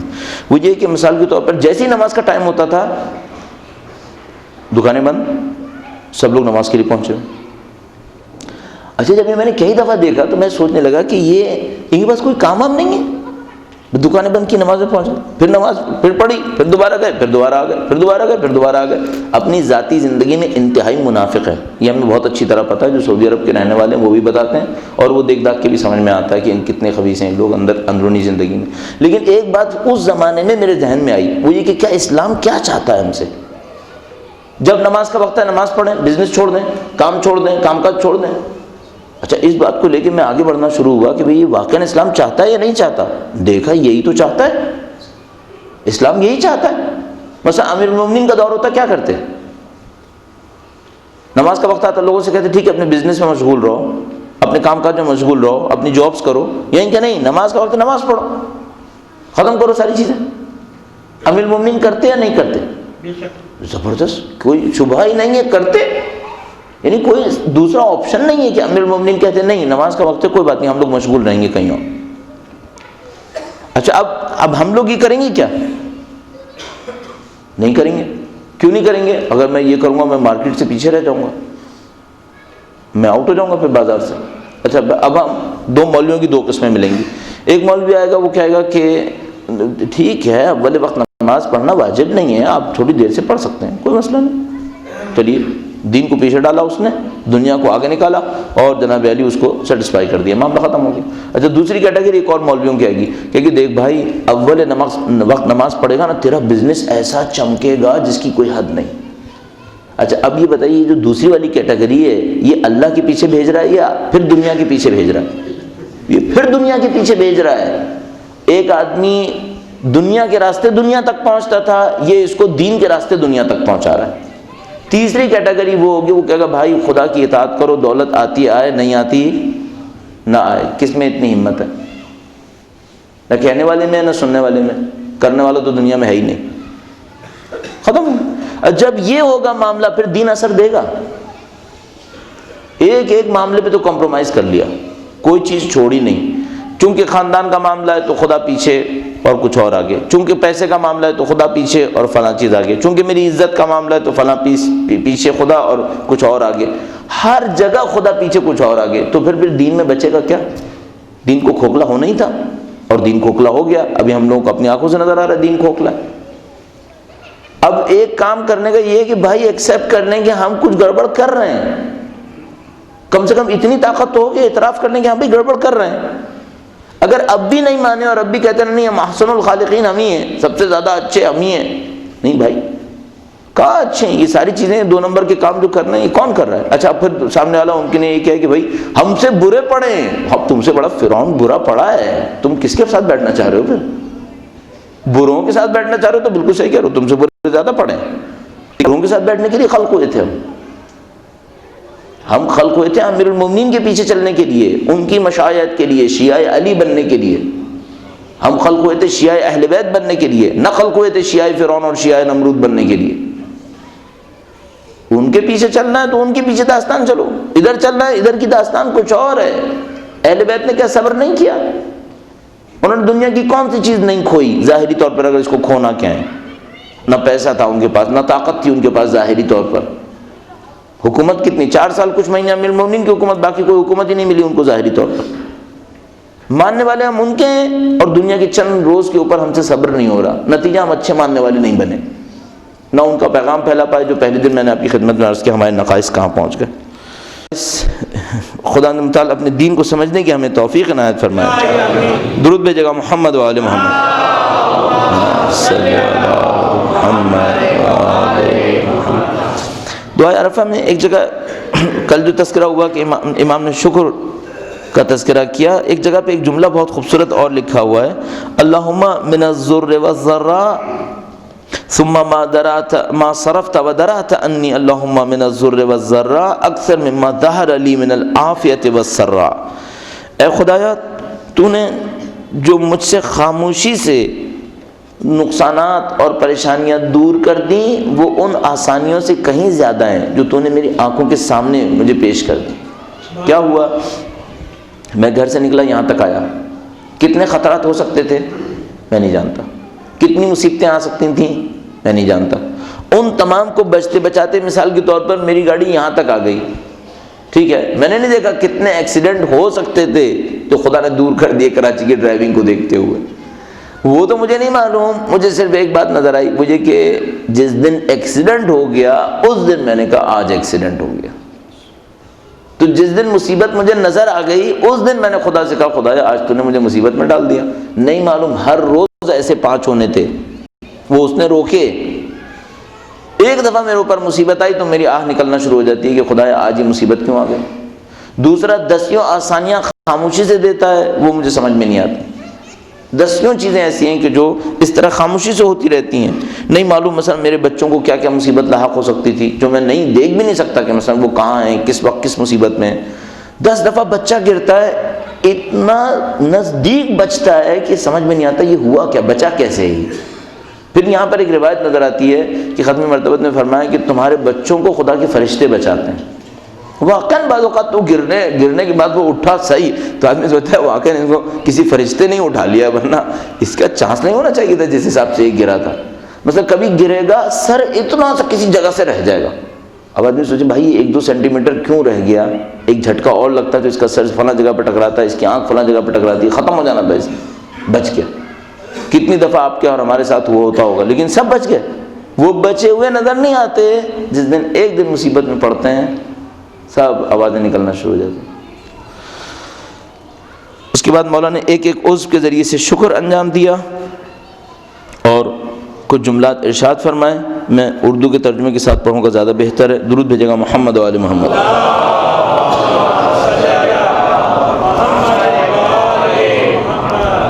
ایک بار پھر درود بھیجے گا محمد و آل محمد.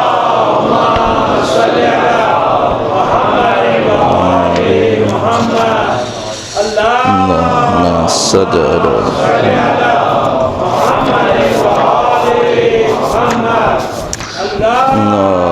صل جی. مولانا نے اس طرح سے ارشاد فرمایا کہ تذکرہ فرمایا کہ خداوندہ میں تیرا شکر بجا لاتا ہوں, اور اس کے بعد خداوند متعال کی توحید کے اوپر خود دلیل پیش کی کہ خدا کس دلیل کی بنیاد پہ خدا ہے. صرف وہ جملہ یہاں پہ ارشاد فرمایا قرآن کریم کا, لو کان فیہما آلہۃ الا اللہ لفسدتا, اگر اس زمین و آسمان میں خدا کے سوا کوئی اور معبود ہوتا تو یہ ٹوٹ پھوٹ کر گر پڑتے. اور اس کے بعد سورہ توحید کی تلاوت فرمائی, اور خدا متعال کی حمد و ثنا کے بعد پھر آپ نے خدا تعالیٰ سے حاجات طلب کرنا شروع کی. اس روایت میں لکھا ہوا ہے کہ پھر آپ نے خدا متعال سے حاجات طلب کرنا شروع کی جبکہ آپ کی آنکھوں سے آنسو جاری تھے. اسی حالت میں آپ بارگاہ الہی میں یوں گزار ہوئے. اب جو مولانا نے ارشاد فرمایا ہے گویا وہ جو پہلے تھا وہ مقدمہ تھا. رابطہ بنانے سے پہلے کچھ چیزیں امام نے ارشاد فرمائی خدا کی حمد و ثنا میں, اس کی شکر میں, اس کی توحید کے دلائل میں. اب اپنے دل کی بات جو ہے وہ یہاں سے گویا کہنا شروع کی. فرمایا اللہم اجعلنی اخشاک. اچھا یہ بھی قابل دید ہے کہ اہل بیت جب مانگتے ہیں تو کیا مانگتے ہیں, اور ہم جب خدا یا اہل بیت سے مانگتے ہیں تو ہم کیا مانگتے ہیں. بنیادی فرق ہم لوگوں کی دعاؤں کے اندر ہے. کیوں؟ نظر کا فرق ہے. ہم مانگتے ہیں ادھر کے لیے, وہ جو کچھ مانگتے ہیں ادھر کے لیے. ہم اس بات پر مطمئن نہیں ہو پا رہے کہ یہاں کے لیے زیادہ کچھ نہیں ہے, یہ جگہ صرف 50-60 سال کے لیے گزرنے کی جگہ ہے. اللہم اجعلنی اخشاک. کوئی ایک بچوں سے کہنا ذرا سا کھیلنے کے وقت ہے بچوں.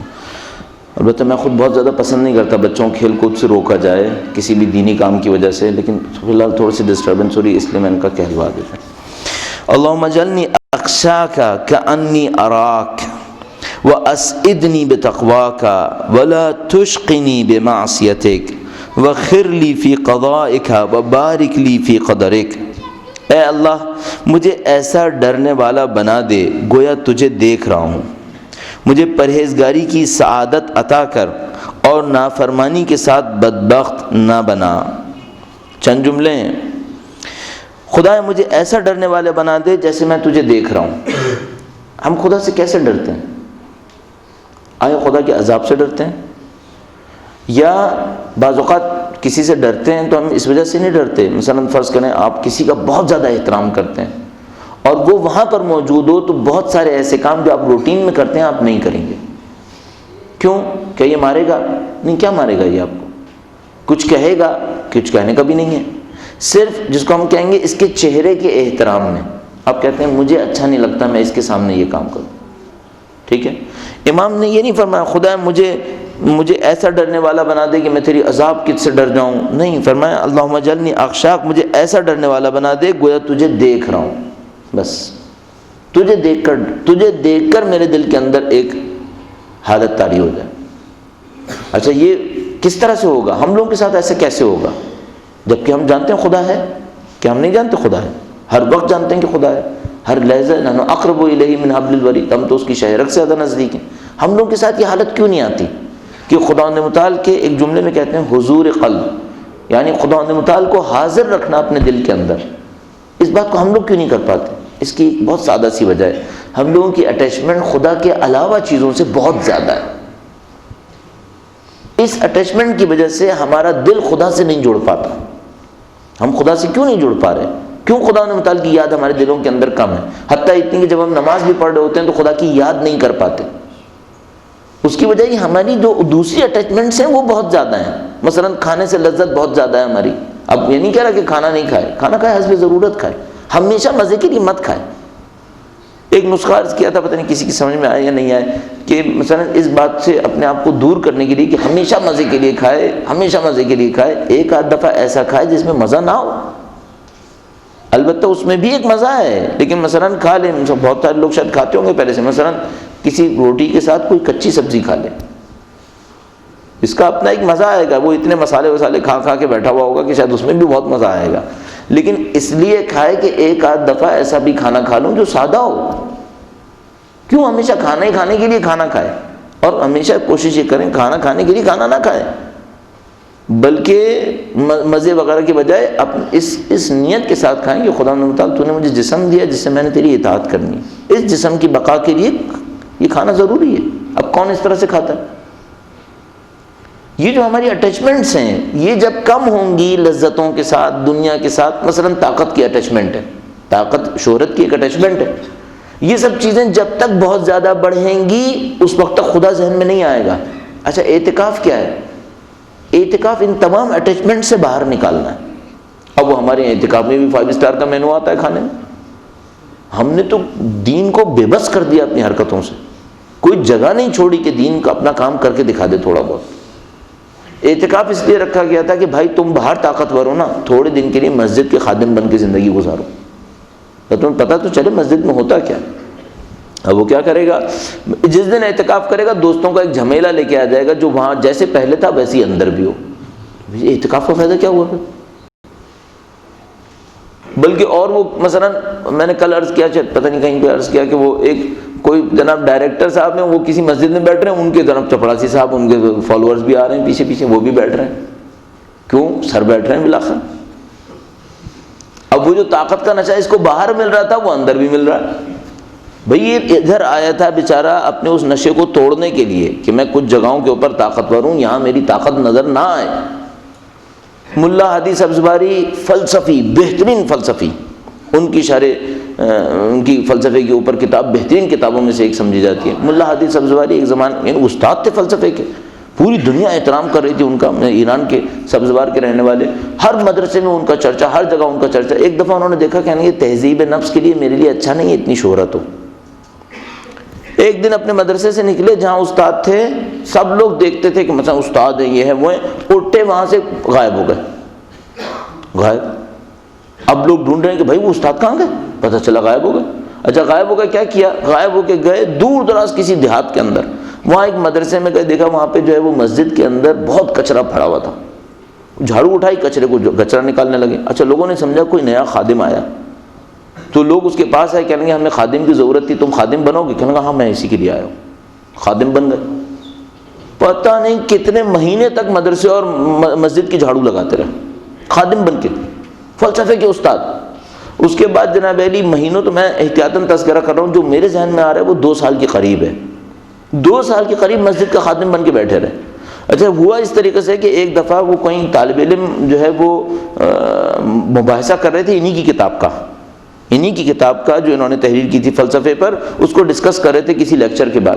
تو اس میں ایک طالب علم نے کہا کہ یہ ملا ہادی کو خدا رحمت کرے، اس نے اتنی سخت کتاب لکھی ہے کہ سمجھ میں ہی نہیں آتی۔ اب یہ بیچارے سن رہے تھے کہ مجھے دعائیں دے رہا ہے یہ، اب وہ کہنے لگا کہ یہ تو بہت ہی مشکل کتاب لکھ دی انہوں نے، اور ان کو پتہ نہیں کیوں اتنا مشکل کیوں کر دیا۔ تو کہنے لگے کہ اس میں کیا مشکل ہے؟ ملا ہادی نے اس سے کہا طالب علم سے، اس میں کیا مشکل ہے؟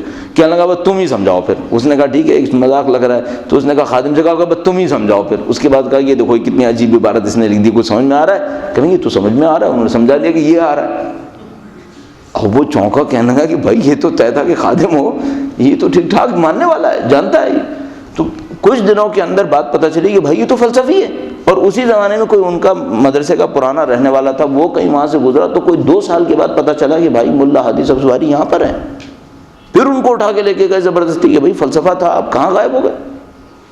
اور عجیب داستان ہے کہ ابھی البتہ اس کی بہت زیادہ اوتھینٹسٹی کنفرم نہیں ہے۔ یہ جو مولانا جلال الدین رومی ہم سنتے ہیں، مولانا جلال الدین رومی کے استاد تھے شمس تبریز نام کر کے۔ مولانا جلال الدین رومی نے اپنا دیوان کا نام بھی شمس تبریز کے نام پہ رکھا ہے، اپنے نام پہ نہیں رکھا، اپنے استاد کے نام پہ رکھا۔ انتہائی متاثر تھے اپنے استاد سے، انتہائی متاثر، عشق کرتے تھے اپنے استاد سے، چونکہ استاد نے ان کو بڑے معنوی مقام سکھائے تھے، بڑی جگہوں پہ ان کو آشنا کرا دیا تھا، ان کو فلسفہ دیا تھا۔ ایک دفعہ اچانک دیکھا استاد غائب، استاد کا کوئی سراغ نہیں ملا۔ اس کے بعد مولانا رومی نے اس کے اوپر کتنے اشعار لکھے ہیں کہ میرا استاد تھا اور غائب ہو گیا، اور میں تڑپ رہا ہوں، اور میں آہ کر رہا ہوں، فریاد کر رہا ہوں۔ اب میں کچھ دن پہلے مولانا جلال الدین رومی کے مناسبت سے کوئی انٹرنیشنل ڈے منایا گیا تھا، اس کی ایک ویب سائٹ دیکھ رہا تھا، تو اس پہ لکھا تھا کہ یہ جو زیارت کوئٹہ کے اندر ہے، یہ زیارت ہے شمس تبریز کی۔ وہ وہاں سے اٹھ کر آئے یہاں کوئٹہ کی زیارت میں آ کر یہاں رہنے لگے، جس کو کوئی نہیں جانتا تھا کہ یہ کون آدمی ہے، اور یہیں پہ وفات پائی۔ اس ویب سائٹ میں کم سے کم یہ لکھا تھا کہ جو کوئٹہ کے نزدیک زیارت جہاں قائد اعظم اپنے آخری ایام میں رہے، وہ جو زیارت ہے وہ ایکچولی زیارت ان کی ہے، شمس تبریز کی۔ اتفاقاً میں بھی ایک دفعہ وہاں پہ گیا تھا، ان کی زیارت گاہ پہ بھی پہنچا تھا، مجھے کیا پتا شمس تبریز کی زیارت گاہ ہے، لیکن بہرحال میں کیا فائدہ ہوتا ہے، پڑھ لی کہ ٹھیک ہے کوئی ہوگا بیچارہ جو یہاں پہ آ کے دفن ہوا۔ یہ ان لوگوں نے کیا کیا اپنے ساتھ، انہوں نے جب دیکھا بھئی ہماری کچھ چیزیں ایسی اٹیچمنٹس ہیں دنیا کے ساتھ جو ہمیں چھوڑ نہیں رہی ہیں، تو یہ لوگ اس طریقے سے اپنا سب کچھ چھوڑ کے بھاگ گئے۔ ہم نہیں کہہ رہے کہ ہم یہ کر سکتے ہیں یا ہمیں کرنا چاہیے، شاید نہیں معلوم، ہم لوگوں کی جو آدھی ادھوری معرفت ہے اس کے اندر تو شاید حرام ہوگا کہ اگر ہم یہ کام کریں، لیکن کم از کم کچھ تو کریں کہ یہ ہماری دنیا کے ساتھ اٹیچمنٹ کم ہو، کہ اگر ہمیں قربان۔ اچھا اس کا نتیجہ کیا نکلے گا؟ نتیجہ بہت واضح ہے، وہ یہ کہ جب انسان مرنے لگے تو دنیا کی کوئی اتنی سی بھی اٹیچمنٹ ہو تو وہ اس مرتے وقت انسان کے لیے عذاب ہے، وہ مرنے نہیں دے گی۔ پھر ہمارے پاس واقعات موجود ہیں، وہ یہ کہ مثلا یہی آیت اللہ مرشی نجفی اپنی کتابیں اپنے سرہانے سے ہٹا دی، انہوں نے اپنی کتابیں سرہانے سے ہٹا دی۔ لوگوں نے پوچھا یہ آپ نے کیوں کیا مرتے وقت، مرنے سے کچھ دن پہلے؟ فرمایا یہ ہٹاؤ کہ کہیں ایسا نہ ہو ملک الموت آئے تو اسی کی محبت مجھے روک لے۔ یہاں تک ہوا ہے کہ مثلا کسی کی موت واقع ہونے لگی، وہ مرتا نہیں تھا اور اول فول بکنے لگا مرنے سے پہلے، تو لوگوں نے دیکھا کہ عجیب ٹھیک ٹھاک آدمی تھا، دیندار، اول فول کیوں بک رہا ہے یہ اس طرح سے؟ یہاں تک کہ اس کو ایک دفعہ ہوش آیا تو کہنے لگا وہ فلاں صندوق کھولو، اس میں دیکھو ایک دستاویز رکھی ہے، دستاویز نکالی، کہا اسے پھاڑ دو فوراً۔ لوگوں نے کہا کیا ہے یہ، کیا پھاڑ دیں؟ کہنے لگا یہ ایک جائیداد کی ہے، اس کو فوراً پھاڑ دو۔ کہا کیا فائدہ پھاڑنے کا؟ کہنے لگا ابھی میرے اوپر ملک الموت آئے تھے اور جب وہ میری جان نکالنے لگے تو ایک بدبخت شیطان آیا، اس نے یہی سند میرے سامنے رکھی، جائیداد کا ڈاکومنٹ، اور مجھ سے کہنے لگا کہ اگر تو نے لا الہ الا اللہ پڑھا تو میں یہ پھاڑ دوں گا. اور میں چونکہ اس جائیداد کو بہت پسند کرتا تھا تو میں سوچنے لگا پڑھوں یا نہیں پڑھوں.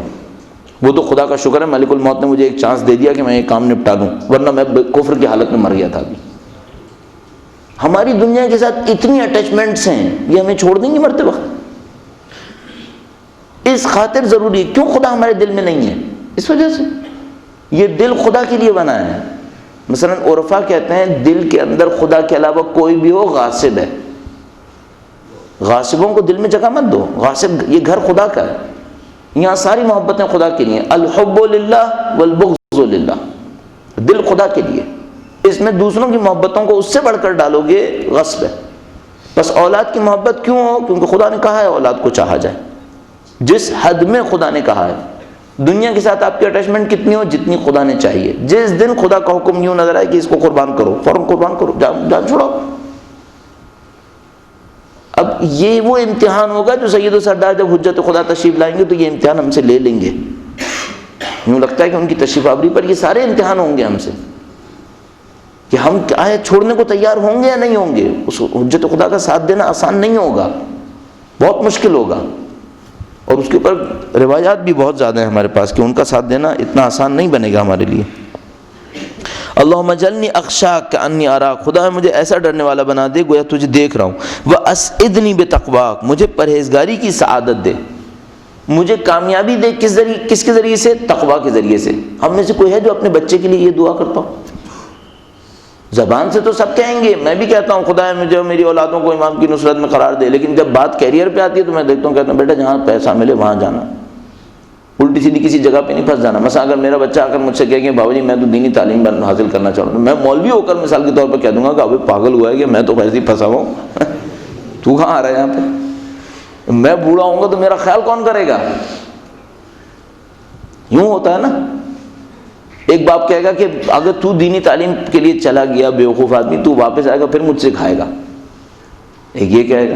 دوسرا کیا کہے گا؟ میں نے بزنس کس کے لیے کیا تھا؟ تیرے لیے کیا تھا نا. تو جا رہا ہے تو بزنس کون سنبھالے گا؟ نوکر تو کھا جائیں گے سارے، تو فقیر ہو کے پھر کھڑا ہوگا ایک وقت میں. یہ سب باتیں ہوتی ہیں نا. لاہور میں ایک بچہ ملا بیچارہ، ابھی شاید او لیولز کے ایگزامز دے رہا تھا، بڑا پڑھنے والا، بہت اچھا بچہ، شکل سے ہی لگ رہا تھا پرہیزگار. میرے پاس آ کے رونے لگا، کہنے لگا مولانا صاحب میرا باپ مجھے اجازت نہیں دیتا، میں پڑھنے جانا چاہتا ہوں، یہ مجھے اجازت نہیں دیتے، میں کیا کروں؟ اور ایسا رو رہا ہے جیسے پتہ نہیں کیا بیچارے کے دل کے اوپر مصیبت ٹوٹ رہی ہے. اپنے ساتھ تو ہم نے ظلم کیا ہے، اپنی قبر میں نہیں معلوم کیا بھرا ہے، اپنی اولاد کے لیے بھی مصیبت کر رہے ہیں. کون اپنے بچوں کے لیے یہ سعادت ڈھونڈ رہا ہے کہ خدایا میرے بچے کو تقویٰ دے دے چاہے فقیر ہو؟ کون مانگ رہا ہے دعائیں؟ سب الٹی کھوپڑی کیوں گھوم رہے ہیں اس وقت؟ سب یہ حقیقت مانے میں بیزار آتا جا رہا ہوں اپنے آپ سے بھی کہ بھئی ہم لوگ کہاں پھنس گئے ہیں. یہ دین ہمارا کچھ کہہ رہا ہے، کلیئرلی کچھ اور کہہ رہا ہے، ہم کچھ اور کر رہے ہیں. یہ وہ نہیں ہے جو دین ہم سے چاہ رہا ہے. اب طریقہ کار کیا ہے بھائی؟ آہستہ آہستہ تبدیل ہو جاؤ. ایک دن میں تو مثال کے طور پر ہم واقعا میں تبدیل نہیں ہو سکتا ایک دن کے اندر، میں چاہوں بھی تو نہیں کر پاؤں گا، لیکن کوشش تو شروع ہو جائے. کچھ نہ کچھ قربانی دینا شروع کریں گے تو کہیں آگے بات بڑھے گی، ورنہ کہاں ہوگا معاملہ؟ ہم لوگ کہاں پہنچیں گے پھر؟ اسعدنی بتقواک ولا تشقنی بمعصیتک، اے خدایا مجھے نافرمانی کے ذریعے بدبخت نہ کر. امام ایک معصیت کو، ایک نافرمانی کو بدبختی تعبیر کرنا ہے. فرمانا ایک نافرمانی بدبختی ہے. اگر ایک آدمی سے کہیں رسپیکٹفل، مثال کے طور پر سوسائٹی کا بڑا رسپیکٹفل آدمی، اس سے کہیں اے بدبخت، تو کہے گا میں بدبخت؟ تم کون ہوتے ہو کہنے والے؟ اس سے پوچھو تو نے فجر کی نماز پڑھی تھی؟ نہیں. تو بدبخت نہیں ہوا تو؟ اور بدبخت کسے کہتے ہیں؟ امام نے فرمایا جو نافرمانی کرے وہ بدبخت ہے. اور بدبخت کون ہے؟ میں بدبخت ہوں اگر خدا کی نافرمانی کروں. یہ ہم قبول نہیں کرتے نا. امام نے فرمایا ولا تشقنی بمعصیتک، اے خدا مجھے نافرمانی کے ذریعے بدبخت نہ کر. وخر لی فی قضائک، اپنے حکم میں مجھے نیک بنا دے. بارک لی فی قدرک، اپنی تقدیر میں مجھے برکت دے دے. کہاں تک پہنچا دے؟ یہاں تک کہ میری ساری محبتیں تیرے لیے ہو جائیں. حتی لا احب تعجیل ما اخرتا، جو تو تاخیر کرے تو میں جلدی کرنے کی دعا نہ کروں. ولا تاخیر ما اجلتا، اور جو تو میرے لیے جلدی کرے تو میں دیر کی دعا نہ کروں۔ یعنی کیا مطلب؟ یعنی اگر میری موت جلدی آ رہی ہو تو میں تجھ سے یہ نہ کہوں خدایا مجھے لمبی زندگی دے دے۔ جو کبھی کبھی کہیں سے گزرتا ہوں اور کوئی دوست احباب یا بزرگ مثلا کہتے ہیں خدا آپ کو طول عمر دے، تو میں سوچتا ہوں پتہ نہیں دعا دے رہا ہے یا بد دعا دے رہا ہے، خود اس کو بھی نہیں پتہ کس نے طول عمر مانگی ہے۔ بھائی یہ 40-50 سال کی زندگی گزر نہیں رہی، اس میں گناہ سے بچا نہیں جا رہا، طول عمر لے کے کیا کرنا ہے؟ طول عمر مت مانگو، اللہ کی اطاعت مانگو، چاہے 2 دن رہ گئے، اللہ کی اطاعت مانگو بھائی۔ طول عمر لے کے کیا کرنا ہے؟ کبھی اپنے بچے کو دعا نہیں دیتا خدا تجھے طول عمر دے، کیا فائدہ طول عمر میں گناہ گار ہو گیا تو میرے لیے اور عذاب بنائے گا۔ اللہ تقویٰ دے، پرہیزگاری دے، چاہے 2 دن دے، 1 دن دے، اس کا کیا فائدہ؟ اس دنیا میں ہے کیا جس کے لیے اتنا مرے انسان؟ اور وہ چوتھے امام کی وہ حدیث شریف جو میں ایک اور جگہ بھی پڑھی تو کسی نے مجھ سے کہا ریفرنس دے، میں بتا نہیں پایا، پھر میں نے دیکھا 6 حدیث کے اندر لکھی ہوئی تھی۔ امام نے فرمایا خدایا، چوتھے امام نے ایک دعا میں فرمایا خدایا دنیا اتنی پست ہے کہ میں تجھ سے نہیں مانگنا چاہتا، کیا میں جاؤں مخلوقات سے مانگوں؟ کیا میں جاؤں مخلوق سے مانگوں؟ دنیا اتنی پست ہے کہ میں تیرے حضور شرمندہ ہوں کہ تجھ سے دنیا مانگوں، کیا میں اتنا ذلیل ہو جاؤں کہ مخلوقات کے سامنے ہاتھ پھیلاؤں؟ یہ تو کبھی بھی نہیں کروں گا۔ کب ہم نے سمجھا؟ ہم نے کیا دیکھا ہے؟ پھر میں کہتا ہوں یہ تمام چیزیں دیکھتے ہیں، پھر ایک امید یہ ہے کہ ابھی اہل بیت سے دامن جڑا ہوا ہے، ابھی اہل بیت سے دامن جڑا ہوا ہے، اس کا مطلب ابھی چانس ہے، ابھی امکان ہے۔ حجت خدا کے بغیر کوئی کام نہیں ہو سکتا۔ وہ جو دعا ایک دفعہ پڑھتے پڑھتے رہ گیا تھا، اللہم عرفنی نفسک، اے خدایا اپنے نفس کی معرفت مجھے دے دے، فإنک ان لم تعرفنی نفسک لم عارف نبیک، چونکہ اگر میں تجھے نہیں پہچان پایا تو تیرے نبی کو بھی نہیں پہچان پاؤں گا۔ اللہم عرفنی نبیک، اے خدایا اپنے نبی کی معرفت دے دے، کیوں؟ کیونکہ اگر تیرے نبی کی معرفت مجھے نہیں ملی تو میں تیری حجت کو نہیں پہچان پاؤں گا۔ اللہم عرفنی حجتک، اے خدایا تو اپنے حجت کی معرفت مجھے دے دے، کیوں؟ کیونکہ اگر تیری حجت کی معرفت نہیں ملی زللت عن دینی، تو میں دین میں گمراہی سے دوچار ہو جاؤں گا۔ حجت کی معرفت اتنی اہم ہے، اس وجود مقدس کی معرفت نہ ملے سوائے گمراہی کے کچھ نہیں ہے، پھر گمراہی ہے۔ یہ حجت خدا کا مقام ہے۔ بس حجت خدا کی طرف سفر ہونا چاہیے ہمارا، ہر چیز ہر طریقے سے حجت خدا کی طرف بڑھے، ہر دولت، ہر شہرت، ہر طاقت حجت خدا کے اوپر قربان ہو رہی ہو تب صحیح ہے۔ اگر کسی کو دولت، طاقت، شہرت ملی بھی ہے نہ بھی ہو تو کوئی فائدہ نہیں، کوئی مشکل نہیں، حجت خدا کے لیے باتیں ہونی چاہیے۔ بس کسی طریقے سے کوشش کریں ہمارا اور آپ کا دل ان کی ذات مقدس سے جڑ جائے، کسی طریقے سے کثرت سے ذکر ہوتا رہے، اتنا ذکر ہوتا رہے کہ ہمیں پتہ چلے ہم محتاج ہیں ان کے۔ یہ جو ہم اپنے اندر یہ احساس کیے بیٹھے ہیں کہ ان کے بغیر بھی زندگی گزاری جا سکتی ہے، اس سے غیبت لمبی ہو رہی ہے۔ اگر ہم یہ سوچ لیتے کہ ان کے بغیر زندگی نہیں گزر سکتی تو ہمارے لیے غیبت ختم ہو جاتی۔ جیسے امام کسی کے پاس تشریف لائے اور اس سے پوچھا کہ اے فلانی اگر میں تیرے پاس نہ آؤں تو کیا ہوگا؟ سوچنے لگا تھوڑی دیر، اس کے بعد کہنے لگا مولا اگر آپ نہیں آئے تو میں مر جاؤں گا، میں آپ کا عاشق ہوں، اگر میں آپ کو نہیں دیکھوں گا میں مر جاؤں گا۔ اگر اس کا کچھ تھوڑا سا حصہ ہمیں نصیب ہوتا تو ہمارے لیے بھی امام تشریف لے آتے۔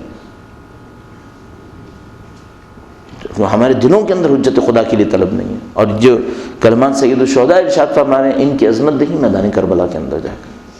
امام نے ابھی یہاں فرمایا تھا خدایا جو تو جلدی کرنا چاہتا ہے میں تاخیر نہ کروں، اور جو تاخیر کرنا چاہتا ہے تو میں جلدی نہ کروں۔ میں سید الشہداء کو نہیں معلوم تھا کربلا کیا ہے۔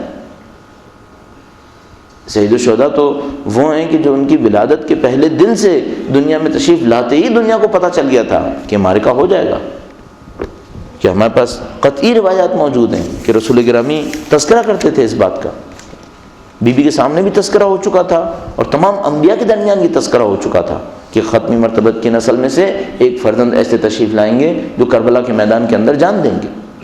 لہذا جو کربلا کے میدان سے گزرتا تھا وہ سید الشہداء کا کہیں نہ کہیں تذکرہ کرتا تھا، اپنی معرفت کے حساب سے جتنا پہچانتا تھا اتنا تذکرہ کرتا تھا۔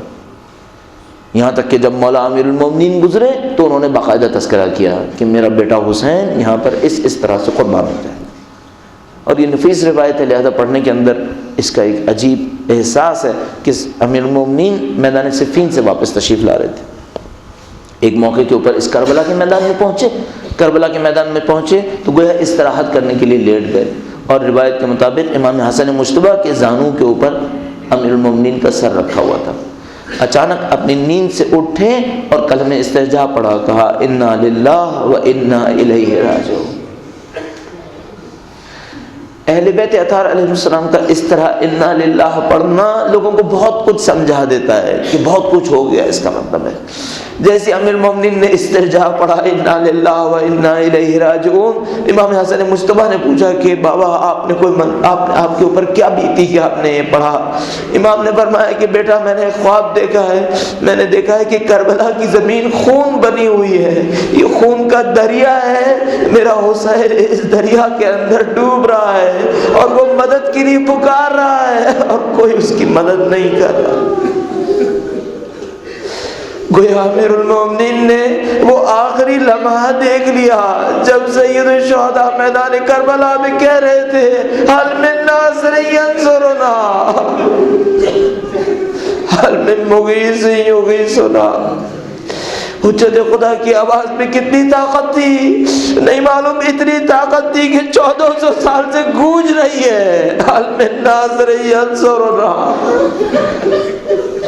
حل من مغیث یغیثنا۔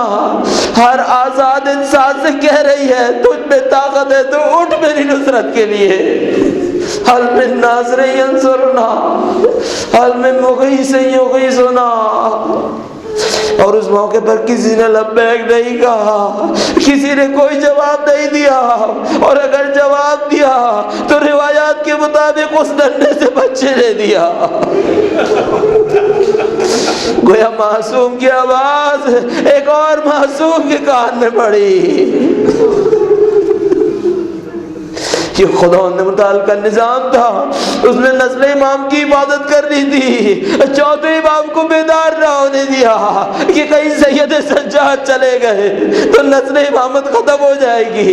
سید سجاد کی جگہ ایک پھول سا وجود چلا گیا اور وہ قربان ہونے گیا، اور کیا قربانی دے کر آیا کہ وہ جانور نما دشمن بھی منہ چھپا کے رونے لگے کہ حسین کس سپاہی کو لے کر میدان کربلا میں اترا۔ وَسَيَعْلَمُ الَّذِينَ ظَلَمُوا أَيَّ مُنْقَلَبٍ يَنْقَلِبُونَ۔ اے پاک پروردگار تجھے واسطہ محمد و آل محمد کا اس قلیل سی عبادت کو ہم سے قبول فرما۔ اے پاک پروردگار تجھے واسطہ محمد و آل محمد کا دنیا اور آخرت میں اہل بیت کی ہمراہی نصیب فرما۔ اے پاک پروردگار ہم عاجز ہیں کہ تیرے حق کو ادا کریں، ہم عاجز ہیں کہ تیرے راستے پر چلیں۔ اے پاک پروردگار اپنے راستے پہ چلنے میں ہمیں اپنی نصرت سے سرفراز فرما۔ اے پاک پروردگار جو دین تو نے ہمیں سمجھایا ہے اس پر عمل کرنے کی توفیق نصیب فرما، اور جو ہم نے نہیں سمجھا ہے پاک پروردگار ہمیں مرنے سے پہلے توبہ کی شہادت نصیب فرما۔ اے پاک پروردگار تجھے واسطہ محمد و آل محمد کا قلب امام کو ہم سے راضی و خوشنود فرما، ان کے ظہور میں تعجیل فرما، نسلاً بعد نسل ہماری تمام نسلوں کو ان کے بہترین آبان و انصار میں قرار فرما۔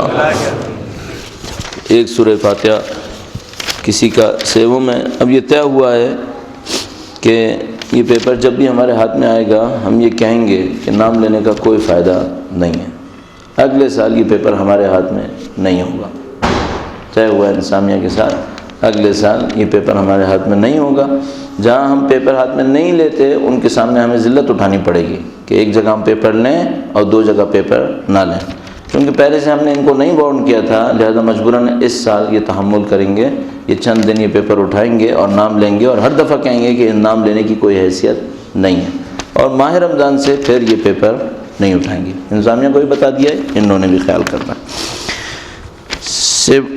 ایک فاتحہ علیحدہ پڑھیے گا مرحوم حسین فاضل دھیرانی، ایک سورہ فاتحہ تلاوت فرمائیں۔ بسم اللہ الرحمن الرحیم الحمدللہ رب العالمین الرحمن الرحیم مالک یوم الدین ایاک نعبد و ایاک نستعین اهدنا الصراط المستقیم صراط الذین انعمت علیہم غیر المغضوب علیہم ولا الضالین ایک اور سورہ فاتحہ، 3 مرتبہ سورہ اخلاص آپ اپنے تمام مرحومین کے لیے، اور مرحوم جعفر فاضل دھیرانی، مرحوم اکبر فاضل دھیرانی خاندان کے تمام مرحومین، خاکو خاندان کے تمام مرحومین، بالاخص شہدائے محفل مرتضیٰ اور شہدائے محفل ابو الفضل عباس، اور اس میں سائر شہداء جو شہید ہوئے، شہید علامہ عارف حسین حسینی، شہید ڈاکٹر نقوی، اور شہید مظفر کرمانی، اور شہید مختلف ڈاکٹرز جو شہید ہوئے مظلومیت کے عالم میں، جو کوئی جہاں کہیں مارا گیا، پارا چنان میں لوگ شہید ہوئے آخری جنگوں کے اندر، دنیا میں دوسرے مقامات پر، عراق کے اندر، لبنان کے اندر۔